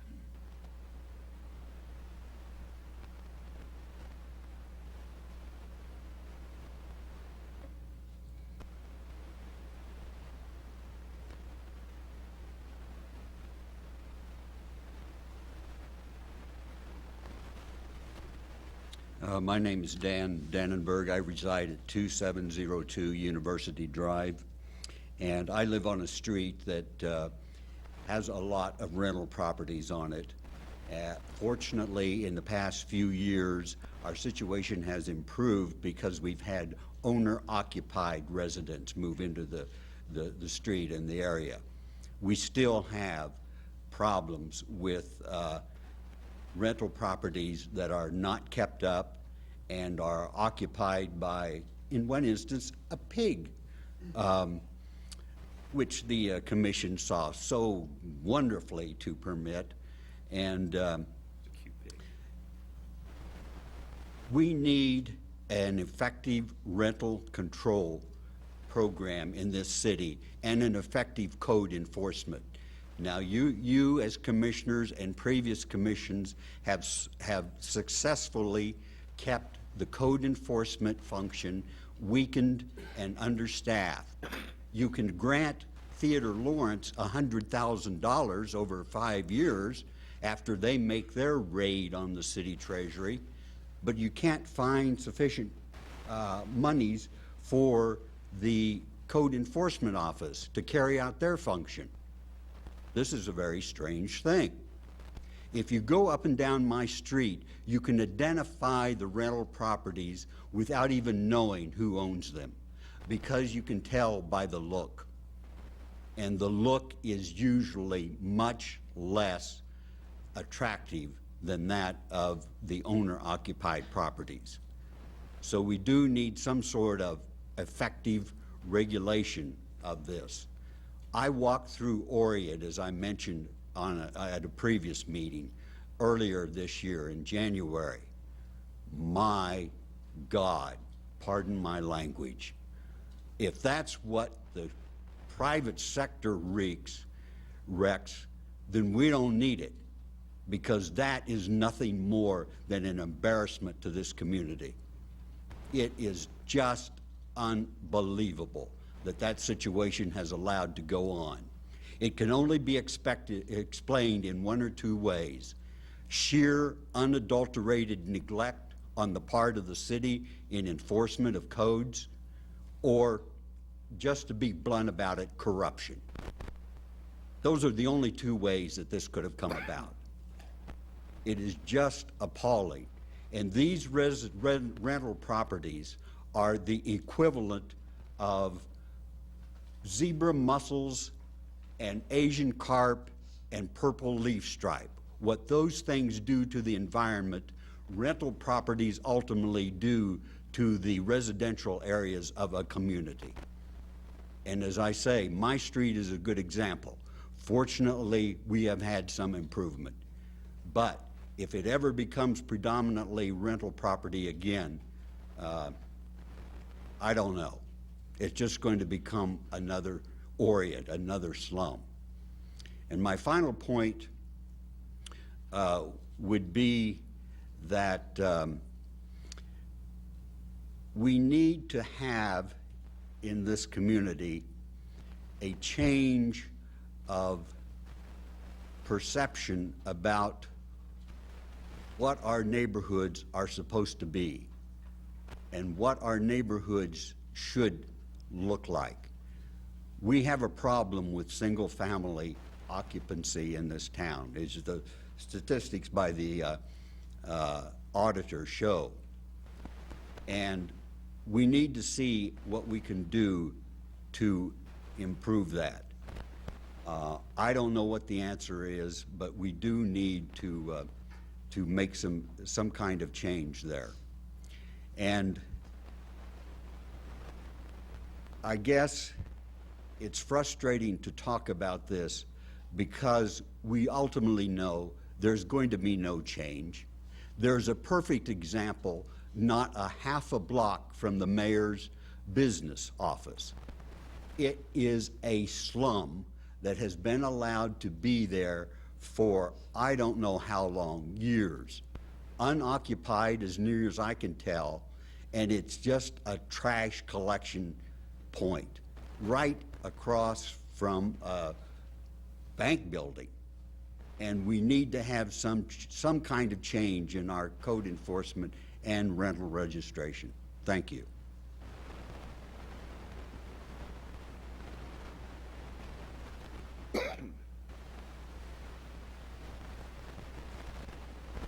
Further public comment? Back to the commission. I want to jump in here. How about it? Questioning. Scott, expanding to include the PUDs would reduce the occupancy to 3 or not in a rental house? Not necessarily, and that's part of what we have to research for you. What it did, it had the effect of changing the licensing requirement. What we need to research is whether it had an unintended consequence of changing the occupancy level as well. And so I want to. Oh, okay. I'm gonna just make my pitch right here. I live in a single-family neighborhood. I've lived there since 1973, and I've been fighting overcrowding across the street for about 3 years now. And how is my house different than other single-family zones that where only 3 unrelated by blood can live in a house? In my neighborhood, it's 4. I don't like that. Okay. I say it any clearer? No, I understand that. We want to provide you some information on the code history and what Chad got that too. what effect the changes in the code has had over the years on that issue, because there have been some changes, significant changes in the code, and even how your property, your area has developed may never have been considered by the code standard as a single family type area if it includes those mixed structure types, mixed uses, those sorts of things. So I just want to provide a little more in-depth analysis for you. Sorry, I get excited. Art, question real quick. RM units, RM zones required.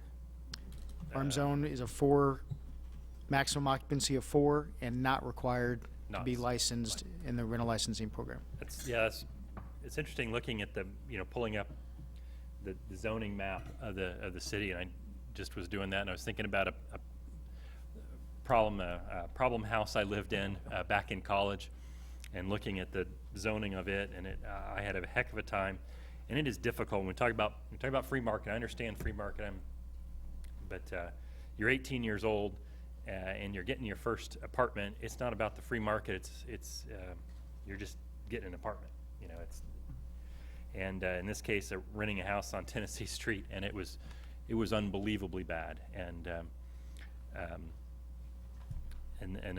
as I look at the map, RM, so no requirement there.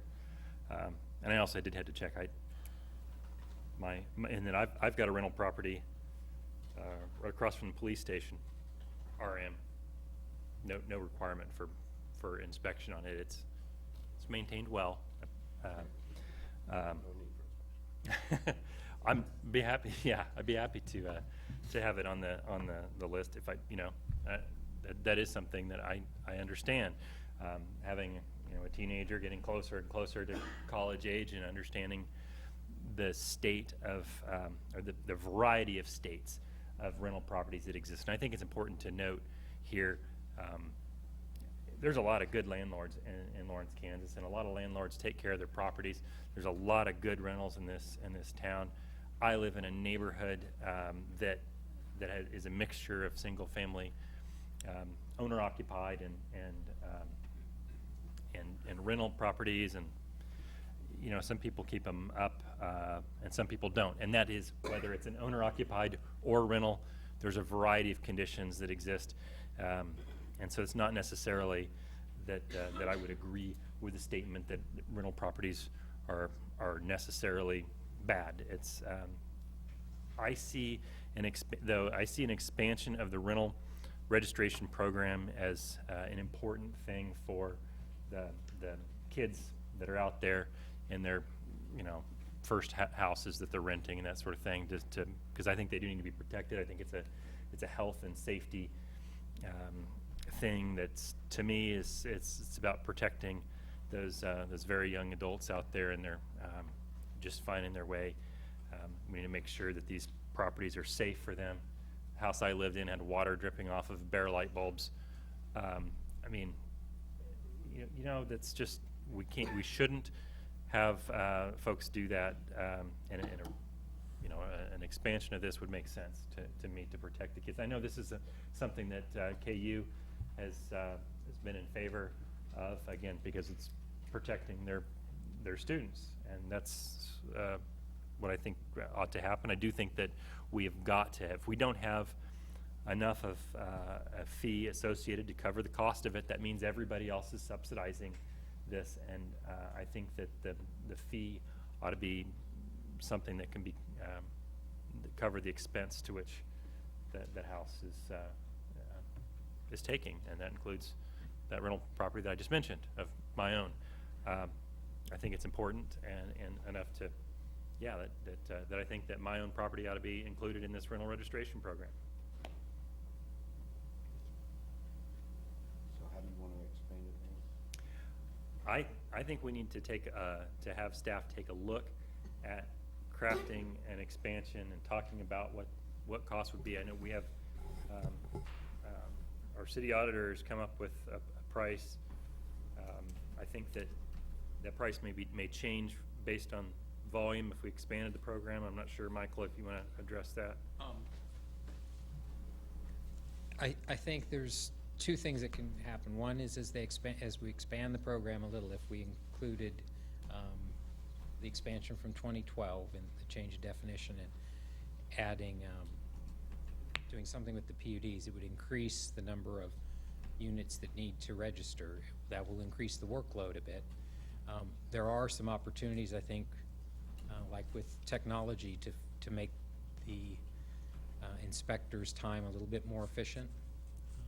So it's a little, you know, to me, it's one of those things where it's a little bit of a moving target. Of if we add a little efficiency, we can do some more inspections and registration without adding to the costs.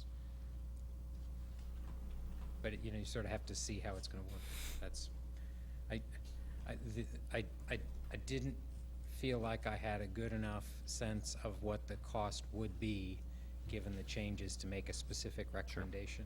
I can tell you roughly what it would need to be to get back to the level of cost recovery of 2001, and I think it was $40 if you would get back to that. So, okay. Sorry, complicated answer. Well, Mayor, I would recommend, Yes. in 2009, out of that budget cycle year, we did provide the commission a pretty healthy report on options and fees and what we believe it would take to expand the program, different options about that. We can revive that memo and update it and provide that to you again, if that's your will. That sounds good. Was there? Say something real quick on that. Sure. I just wanted to make sure. That memo, I think, was attached to the agenda I think yesterday, if I'm not mistaken. So that's the one that's dated December the 3rd, 2008. So I think there's a lot of good information in there that we probably won't have to do a lot of additional homework or finding new information for you. I think that provides a lot of details on some specific things. Now, granted, it's estimates, but I think it covers a lot of the areas that we'll probably want to talk about in the future. You actually have to drill down to a couple of websites to get to that specific memo. I would rather.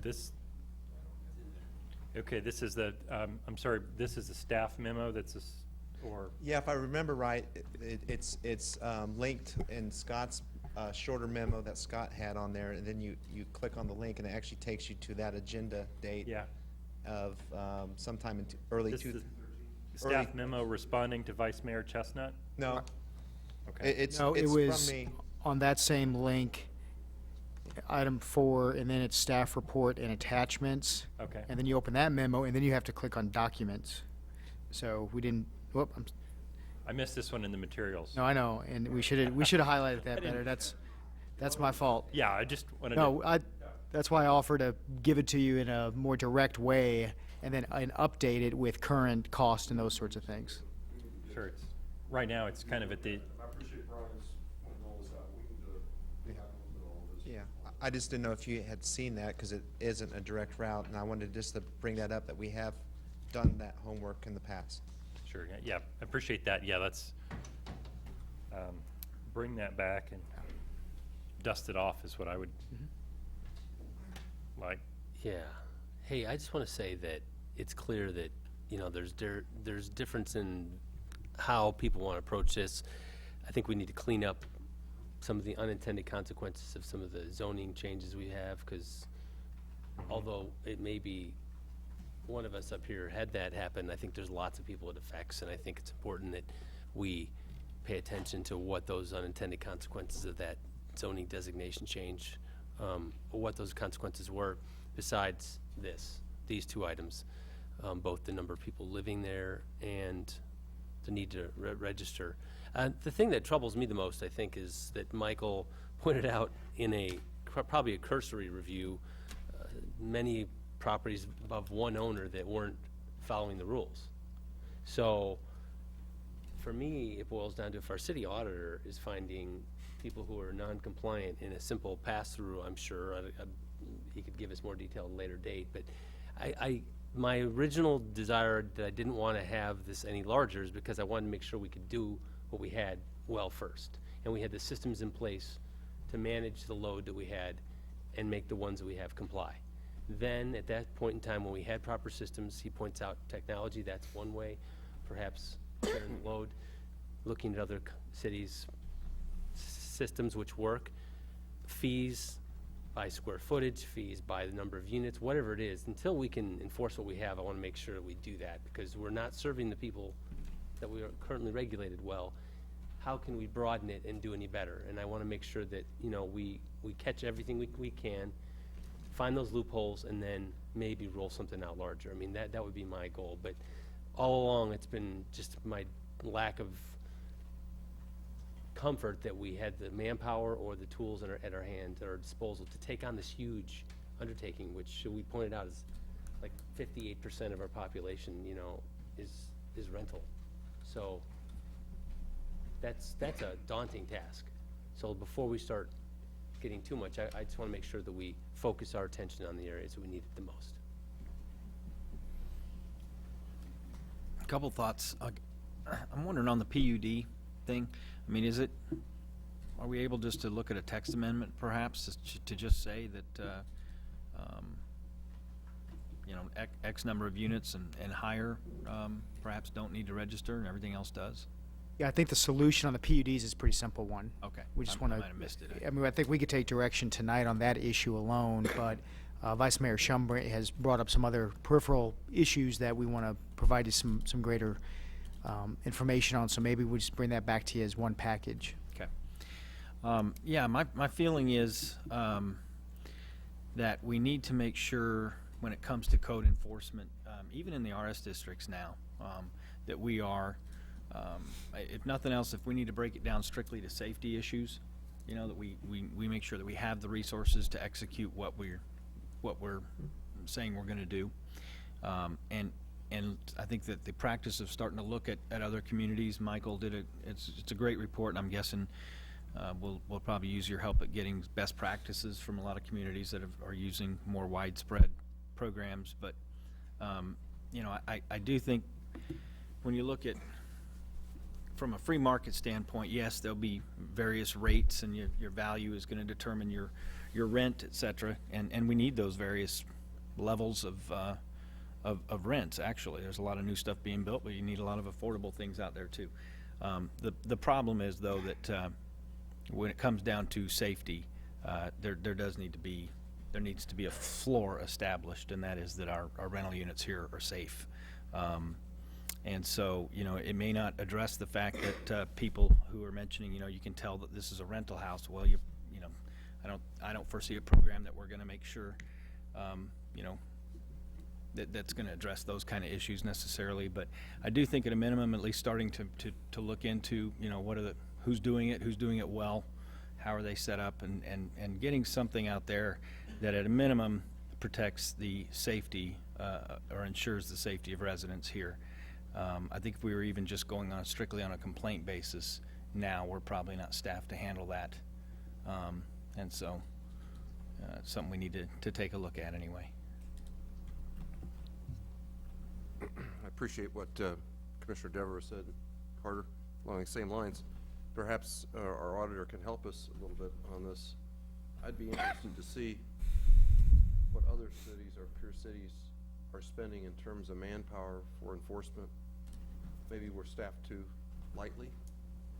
Maybe that would give us some information in terms of the number of units, how many units Lincoln, Nebraska has, how many staff people they have, what kind of license, if we can get some kind of information back that shows us what other cities are doing and what level of horsepower we need, manpower, to put these things into effect and have an effective registration program. I think that'd be very good information. It may be time, if indeed we're not accomplishing well what we should be doing, that we either cross-train some of our other people or go in and see about additional staff for this department. I'm getting a lot of comments about this out in the public. Part of it is because there was an initiative to try to stem the tide of multiple people in single-family dwelling homes. So I've got a little bit of notoriety out of that, so people aren't bashful about telling me what they think. But then, you know, like for me, I was running around my neighborhood. We've got 3 or 4 homes there that are questionable, and I said, well, no more than 3 people can live here unrelated by blood, because we just went through the whole thing. Well, now, you know, I find out I'm not even in a single-family zone, nor all the other people that live from Hy-Vee on the south all the way up to 15th Street. And so, you know, now I can tell them, no, it's 4. So, but anyway, that's a aside. But I want to know that we're staffed well to do the job well. And if we can get some information back from other communities that apparently have good rental registration programs that are working well, I'd like to see what those ratios are, or those numbers. I can pretty easily go back to the working papers, and I think for the communities that I looked at, the 7, I have most of that information, if not all of it, and I can probably put something together, a memo or something to the commission if you're interested. Did you use Champaign-Urbana or Bloomington Normal? No. Okay, both those have full-scale. Bloomington. I use Bloomington, Indiana. Bloomington Normal, Illinois. I didn't, but- I was going to say, in both them and Champaign-Urbana both have full-scale compliance annual inspections, and they're about the same size when you add them together. So, as Lawrence. What I can do is tomorrow I'll go look at the work papers and see what I can put together quickly, and see what I've got, and if that's if you think that would be good, I will do that. That's a good idea.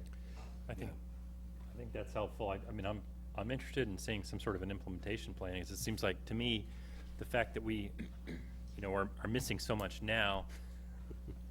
Yeah, we got to fix that, but I firmly believe, and we're talking about the, you know, trying to fix the loophole with the, you know, PUDs, but we've got a lot of. I mean, I was talking about those 2 areas. You know, was in single-family home. It's in an RM.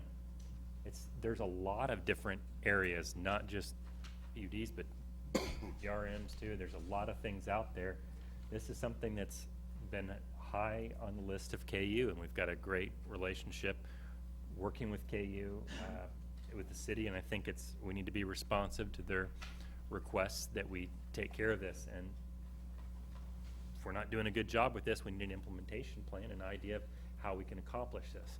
And that, I think that would, yeah, we start with what we got, but I think that we've identified several areas that are potential problems, you know, loopholes or perceived loopholes, or just gaps in the program right now that we could address. And I'd like to see how the proposal to implement that would be. That's personnel, that's cost, that's time. Those are the 3 things there that would be part of that. Okay. So then very quickly before my voice goes, and I apologize, I would like to see us correct this PUD situation that we obviously helped create. And I think that would take care of that. Information that would be helpful would, I'd really like to know what it would take, what level we needed to be at, whether it's the $40 or whatever it's going to be at, to make sure that, you know, it is a fee-supported program. Question that I would have Mayor, of you as expanding this program again. Are you suggesting that any property that is used for a rental purpose in any of the residential zoned categories needs to become licensed? I think that the houses that we've got out there that are rented need to be in the program. Okay. Whether they're in RM, PUD, RS, whatever else, whatever else we can. Okay, A rental property. yes. And I think that was a position that KU has encouraged. Am I correct? I know you've worked on this more than I have. It's town and gown. Yeah, and we didn't specifically talk about It that. was just Their letter, expanded. yeah. They weren't very specific in the letter, and that's all I've got on it. I didn't have conversation with them. Okay. So Mayor, in that list of dwellings, does that include duplex too then? That's Yeah, for us to decide.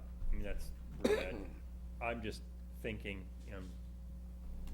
right now, why do we want to register the properties, single-family homes that are in RS, but not those that are in RM or PUDs? What's different? Is there some difference about an RS property that means that we want to make sure that it's inspected? I think the answer is no. There's no difference. Why do we have a segregation? We don't even know. I mean, you have to look at a map to even figure out, because neighborhood looks like a neighborhood. Whether there's no sign now entering a PUD zone. Come over to my Warning. PUD tonight. Warning. So I think that because there isn't really a difference, we need to be equal about how we're treating those, and I do think that they all need to, whether we or not the duplexes and going on from there, we can have that discussion too. I don't know, but I know that there's a lot of single-family homes out there that definitely need the inspections in order for the young people who are out there renting, and other folks as well, to make sure that they're safe. And there are a very small fraction of these homes, but they're out there that are just unsafe and shouldn't be. The people shouldn't be subjected to that sort of unsafe conditions, and I think we need to do our part to help that, and that is helping the university and getting us a good reputation for a great place for someone to send their kids to go to school. And that's what we want. That's our reputation as the city of Lawrence. And again, I think there's a hole here in our implementation of this that we need to correct. If we're going to have, we think that inspections on these rental properties are important, and we've said that. University says that. I mean, that's something that we've identified as something that's important. Why do we have only some of them and not others? It's either important or it isn't important. Either we want to scrap it or we want to fill in the loopholes. That's my thinking on it, and whether we want to go on from there, that's a whole nother discussion about whether we want to take on multiple dwelling units, the duplex, fourplex, and whatever, and we go on up from there. And I think that we've got other programs in place, but. Right, the licensing program itself covers any structure type. With the recent amendments, any structure type, some of them are grandfathered in as multiplex type structures. So it used to be, I think, single family and duplex, Brian? I think duplexes were covered, but we also have triplexes, fourplexes, fiveplexes that are grandfathered. The major change would be that we would go away from RS zoning and expand it to any rental unit, whether that's in a single-family structure or a multi-dwelling structure. And then there's a range of options in there about inspection cycles and what to cover. One of the options that we presented back in 2009 was the option of a program that only looked at, in non-RS districts, a structure that reached 50 years or older. The concept being that finally reached an age where it needed some inspection to ensure the health, safety, and welfare of the tenants. But So that's another option, and we can present you with a list of options that we've talked about that have been presented in the past on those issues. But one of the things, excuse me, Mayor, one of the things that you could provide as part of that information, everything that is potentially covered right now that would have to meet the licensing and inspection program, especially if we were to go ahead and include the PUD, you know, how much more would there be? I don't think, speaking, because I've been involved in this for a long time, I don't think the PUD for me is a concern. I mean, we're not talking about that many units. For example, Deerfield, I would just say 95% owner occupied. The area south of Clinton Parkway, obviously a lot more rental. The Albemarle area, most of that is owner occupied. There's one other area I forgot to mention that is east of Castle, commonly known as the Heatherwood area. I think there's some PUD in there that actually might involve some Heatherwood apartments, for example, some apartment complexes, duplexes. Like we've talked about, the PUD incorporates single dwelling, duplex, and it can also incorporate some apartment complexes. I don't think that scares me if we're looking at that PUD part. I think there's two options. I think we've hit on that. I think one is we look at zoning, whether it's a zoning dictated or we look at structure or both, some combination of those, and go from there. We currently have how many residential addresses in Lawrence? Total parcels of residential? Yeah. 35,000? A lot. 60% of them are rental? Yeah, I think that percentage just went up. I remember I thought several that's years what ago, it was like Michael said. 53%. They're counting 200 units in an apartment complex. But what I'm saying, you know, is if we're gonna start licensing, you know, everybody and require everybody to go through the inspection, how big a staff would we potentially need to be able to do that? Well, you know, We had identified in 2009 As part of that report. to accomplish that. I think it was a well, that was on the 50-year-old structure, and our thinking process at that time was, well, every so often you're going to have more structures fall into that, so eventually you're going to get more and more that would have to comply with the ordinance. There's various ways to do it. I mean, inspection schedule. I've seen something that I really like that I've seen other cities do, and you know, you get your inspection and you pass, then we don't come back every 3 years. We give you a gold star, so to speak, and we say, we're coming back on you on 5 years. You had no code violations this time around. You get rewarded for being a good landlord. I agree, there's great landlords and there's bad property owners. So I think we could make it to the point where we reward the good properties that consistently are in compliance with city codes, and you don't go back as often as others. That's just common sense, in my opinion. You know, you got a place that's maintained well, and you don't put as much staff resources as to property that isn't. So Right. that would make sense. I think we're at the point where it's obvious that, I mean, there's a lot of questions. We need to have a report generated back on what possibilities exist and what would the implications cost-wise and such. Again, staff, time, requirements, cost, fee, that sort of thing. Those questions, just if we can have that back, I think that would be. And just to expand on a little, maybe the direction you asked Michael to give you, we have over the last several years cross-trained my staff, so they used to be more centralized in what they do, but we have adapted to the environment that we're in, so we do a lot of different things. So, for example, I have one inspector assigned to this program. That's it. And that person also does many, many other things for our department. For example, the last 2 years when it snowed 35, 40 inches each year, she helped out with the snow removal complaints. So I think if we look at that, I think an important element of that question will be how many of these people that do these type of inspections for other cities are solely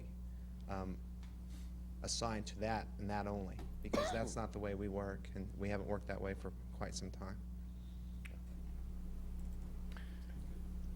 Sounds good. I think we've never any shortage of things to do.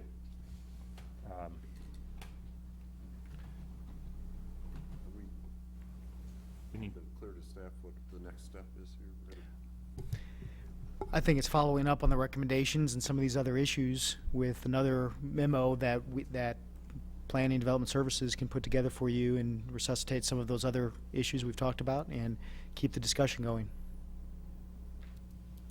sounds good. Like, entertain a motion then to receive the report and to have that follow-up action come back to us. Motion made by Vice Mayor Shum, seconded by Commissioner Amix. All in favor? Aye. Aye. Opposed? Passes 5-0. Thank you for the discussion on that. Is there public comment of a general nature this evening?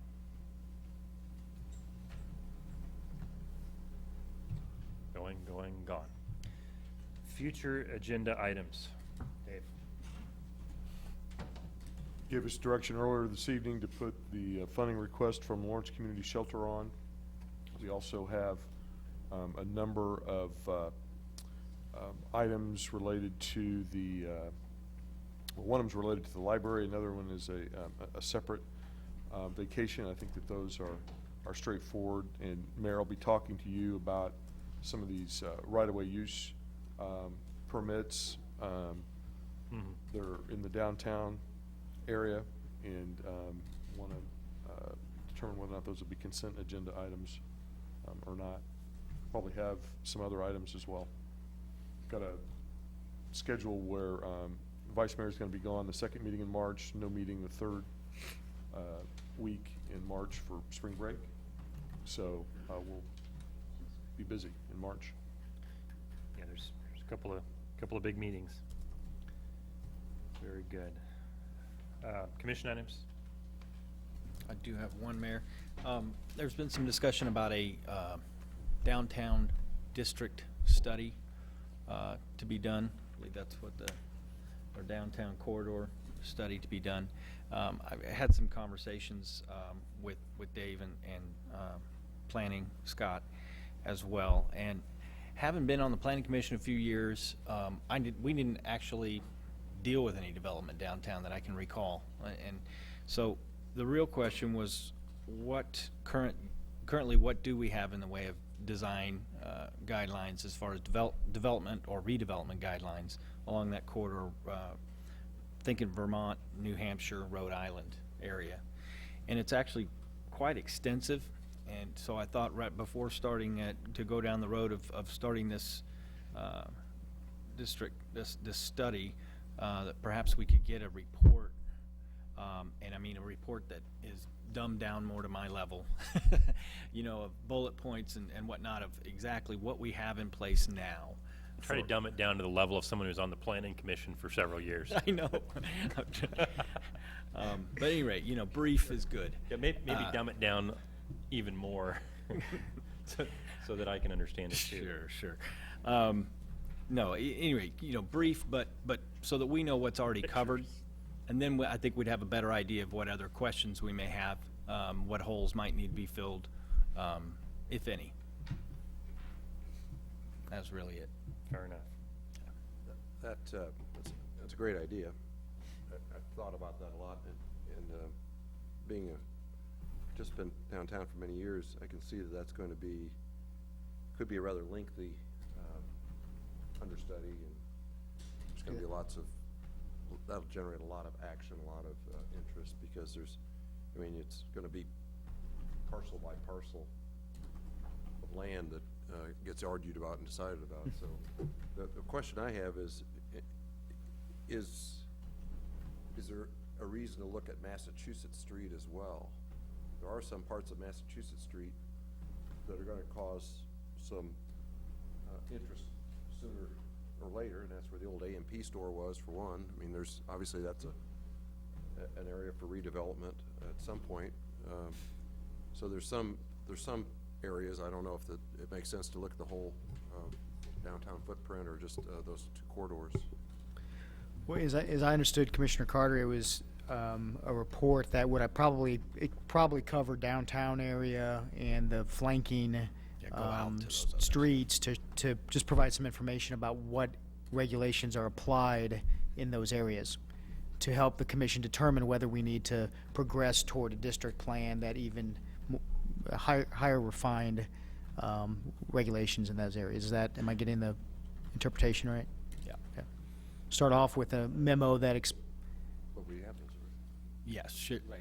But share then- what's already in place, yeah. Right, to make clear what it is, what do we have? so I kind of see this, and let me make sure that I understand. It's probably going to be location of, and more than anything, heights of buildings. I mean, the zone's pretty well defined. You can build lot line to lot line right now, unless there's some areas in there where you want to not be able to do that. And then I'm sure you're going to hear from those property owners who probably are going to be concerned about that. But it seems like it's going to take on more of a height issue than anything else. that's one important element of it. Yeah. The other area that it needs to be looked at too is what are we going to do if anything with the public areas that are committed to parking? There's a substantial amount of land that is in public parking lots right now that obviously could be built on top of or in some way used. I think that would be a part of the exercise, just to get it all out on the table and see what people think and try and get a plan that we all can agree on. Either you do or you don't, or you do some or you do it in certain ways. And so I think that would be a relevant part of the puzzle. Okay. Is there Agree. future parking garages you're talking about? Only at the Art Center. 50 years from now? I don't know. You never know. That's, Maybe spaceships then, yeah, maybe, could be. I think this are That's what they good. said in 1960.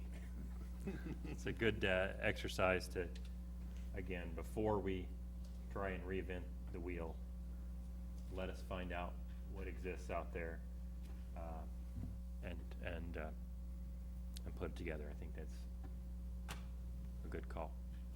There's just one other little, I think we should make it clear is this is not, we do have a major project in hand right now at 9th and New Hampshire. This would not be preceding that disposition. I mean, that would be my understanding. I wanted you to clarify that. Yes, yeah, no, not proposing any kind of moratorium or holding up anything, just something to educate us and. Because we do have another building too, that the old strong office, the trainer architect building is Right. coming online, we hope. That site plan's been approved. Building expectations on that. Hopefully they'll, yeah. So I don't know, timeline-wise, we just threw another thing at you on the last agenda item too, but it's there. I guess it's just taking what's already there, though. Someone Right. could maybe summarize it. I would anticipate in a few weeks we could get something together. Thanks. Very good. Any other commission items? Calendar, we talked about spring break. We talked about the meeting before that. Any other thing to note here on calendar? 15th, I won't be here, and 13th will be ribbon cutting. Oh, on the the 15th. Can we do that? Yeah, probably so. Yeah, I'm in town. Sure. Okay. I got it. Yep. Thank you. No problem. Anything else? If not,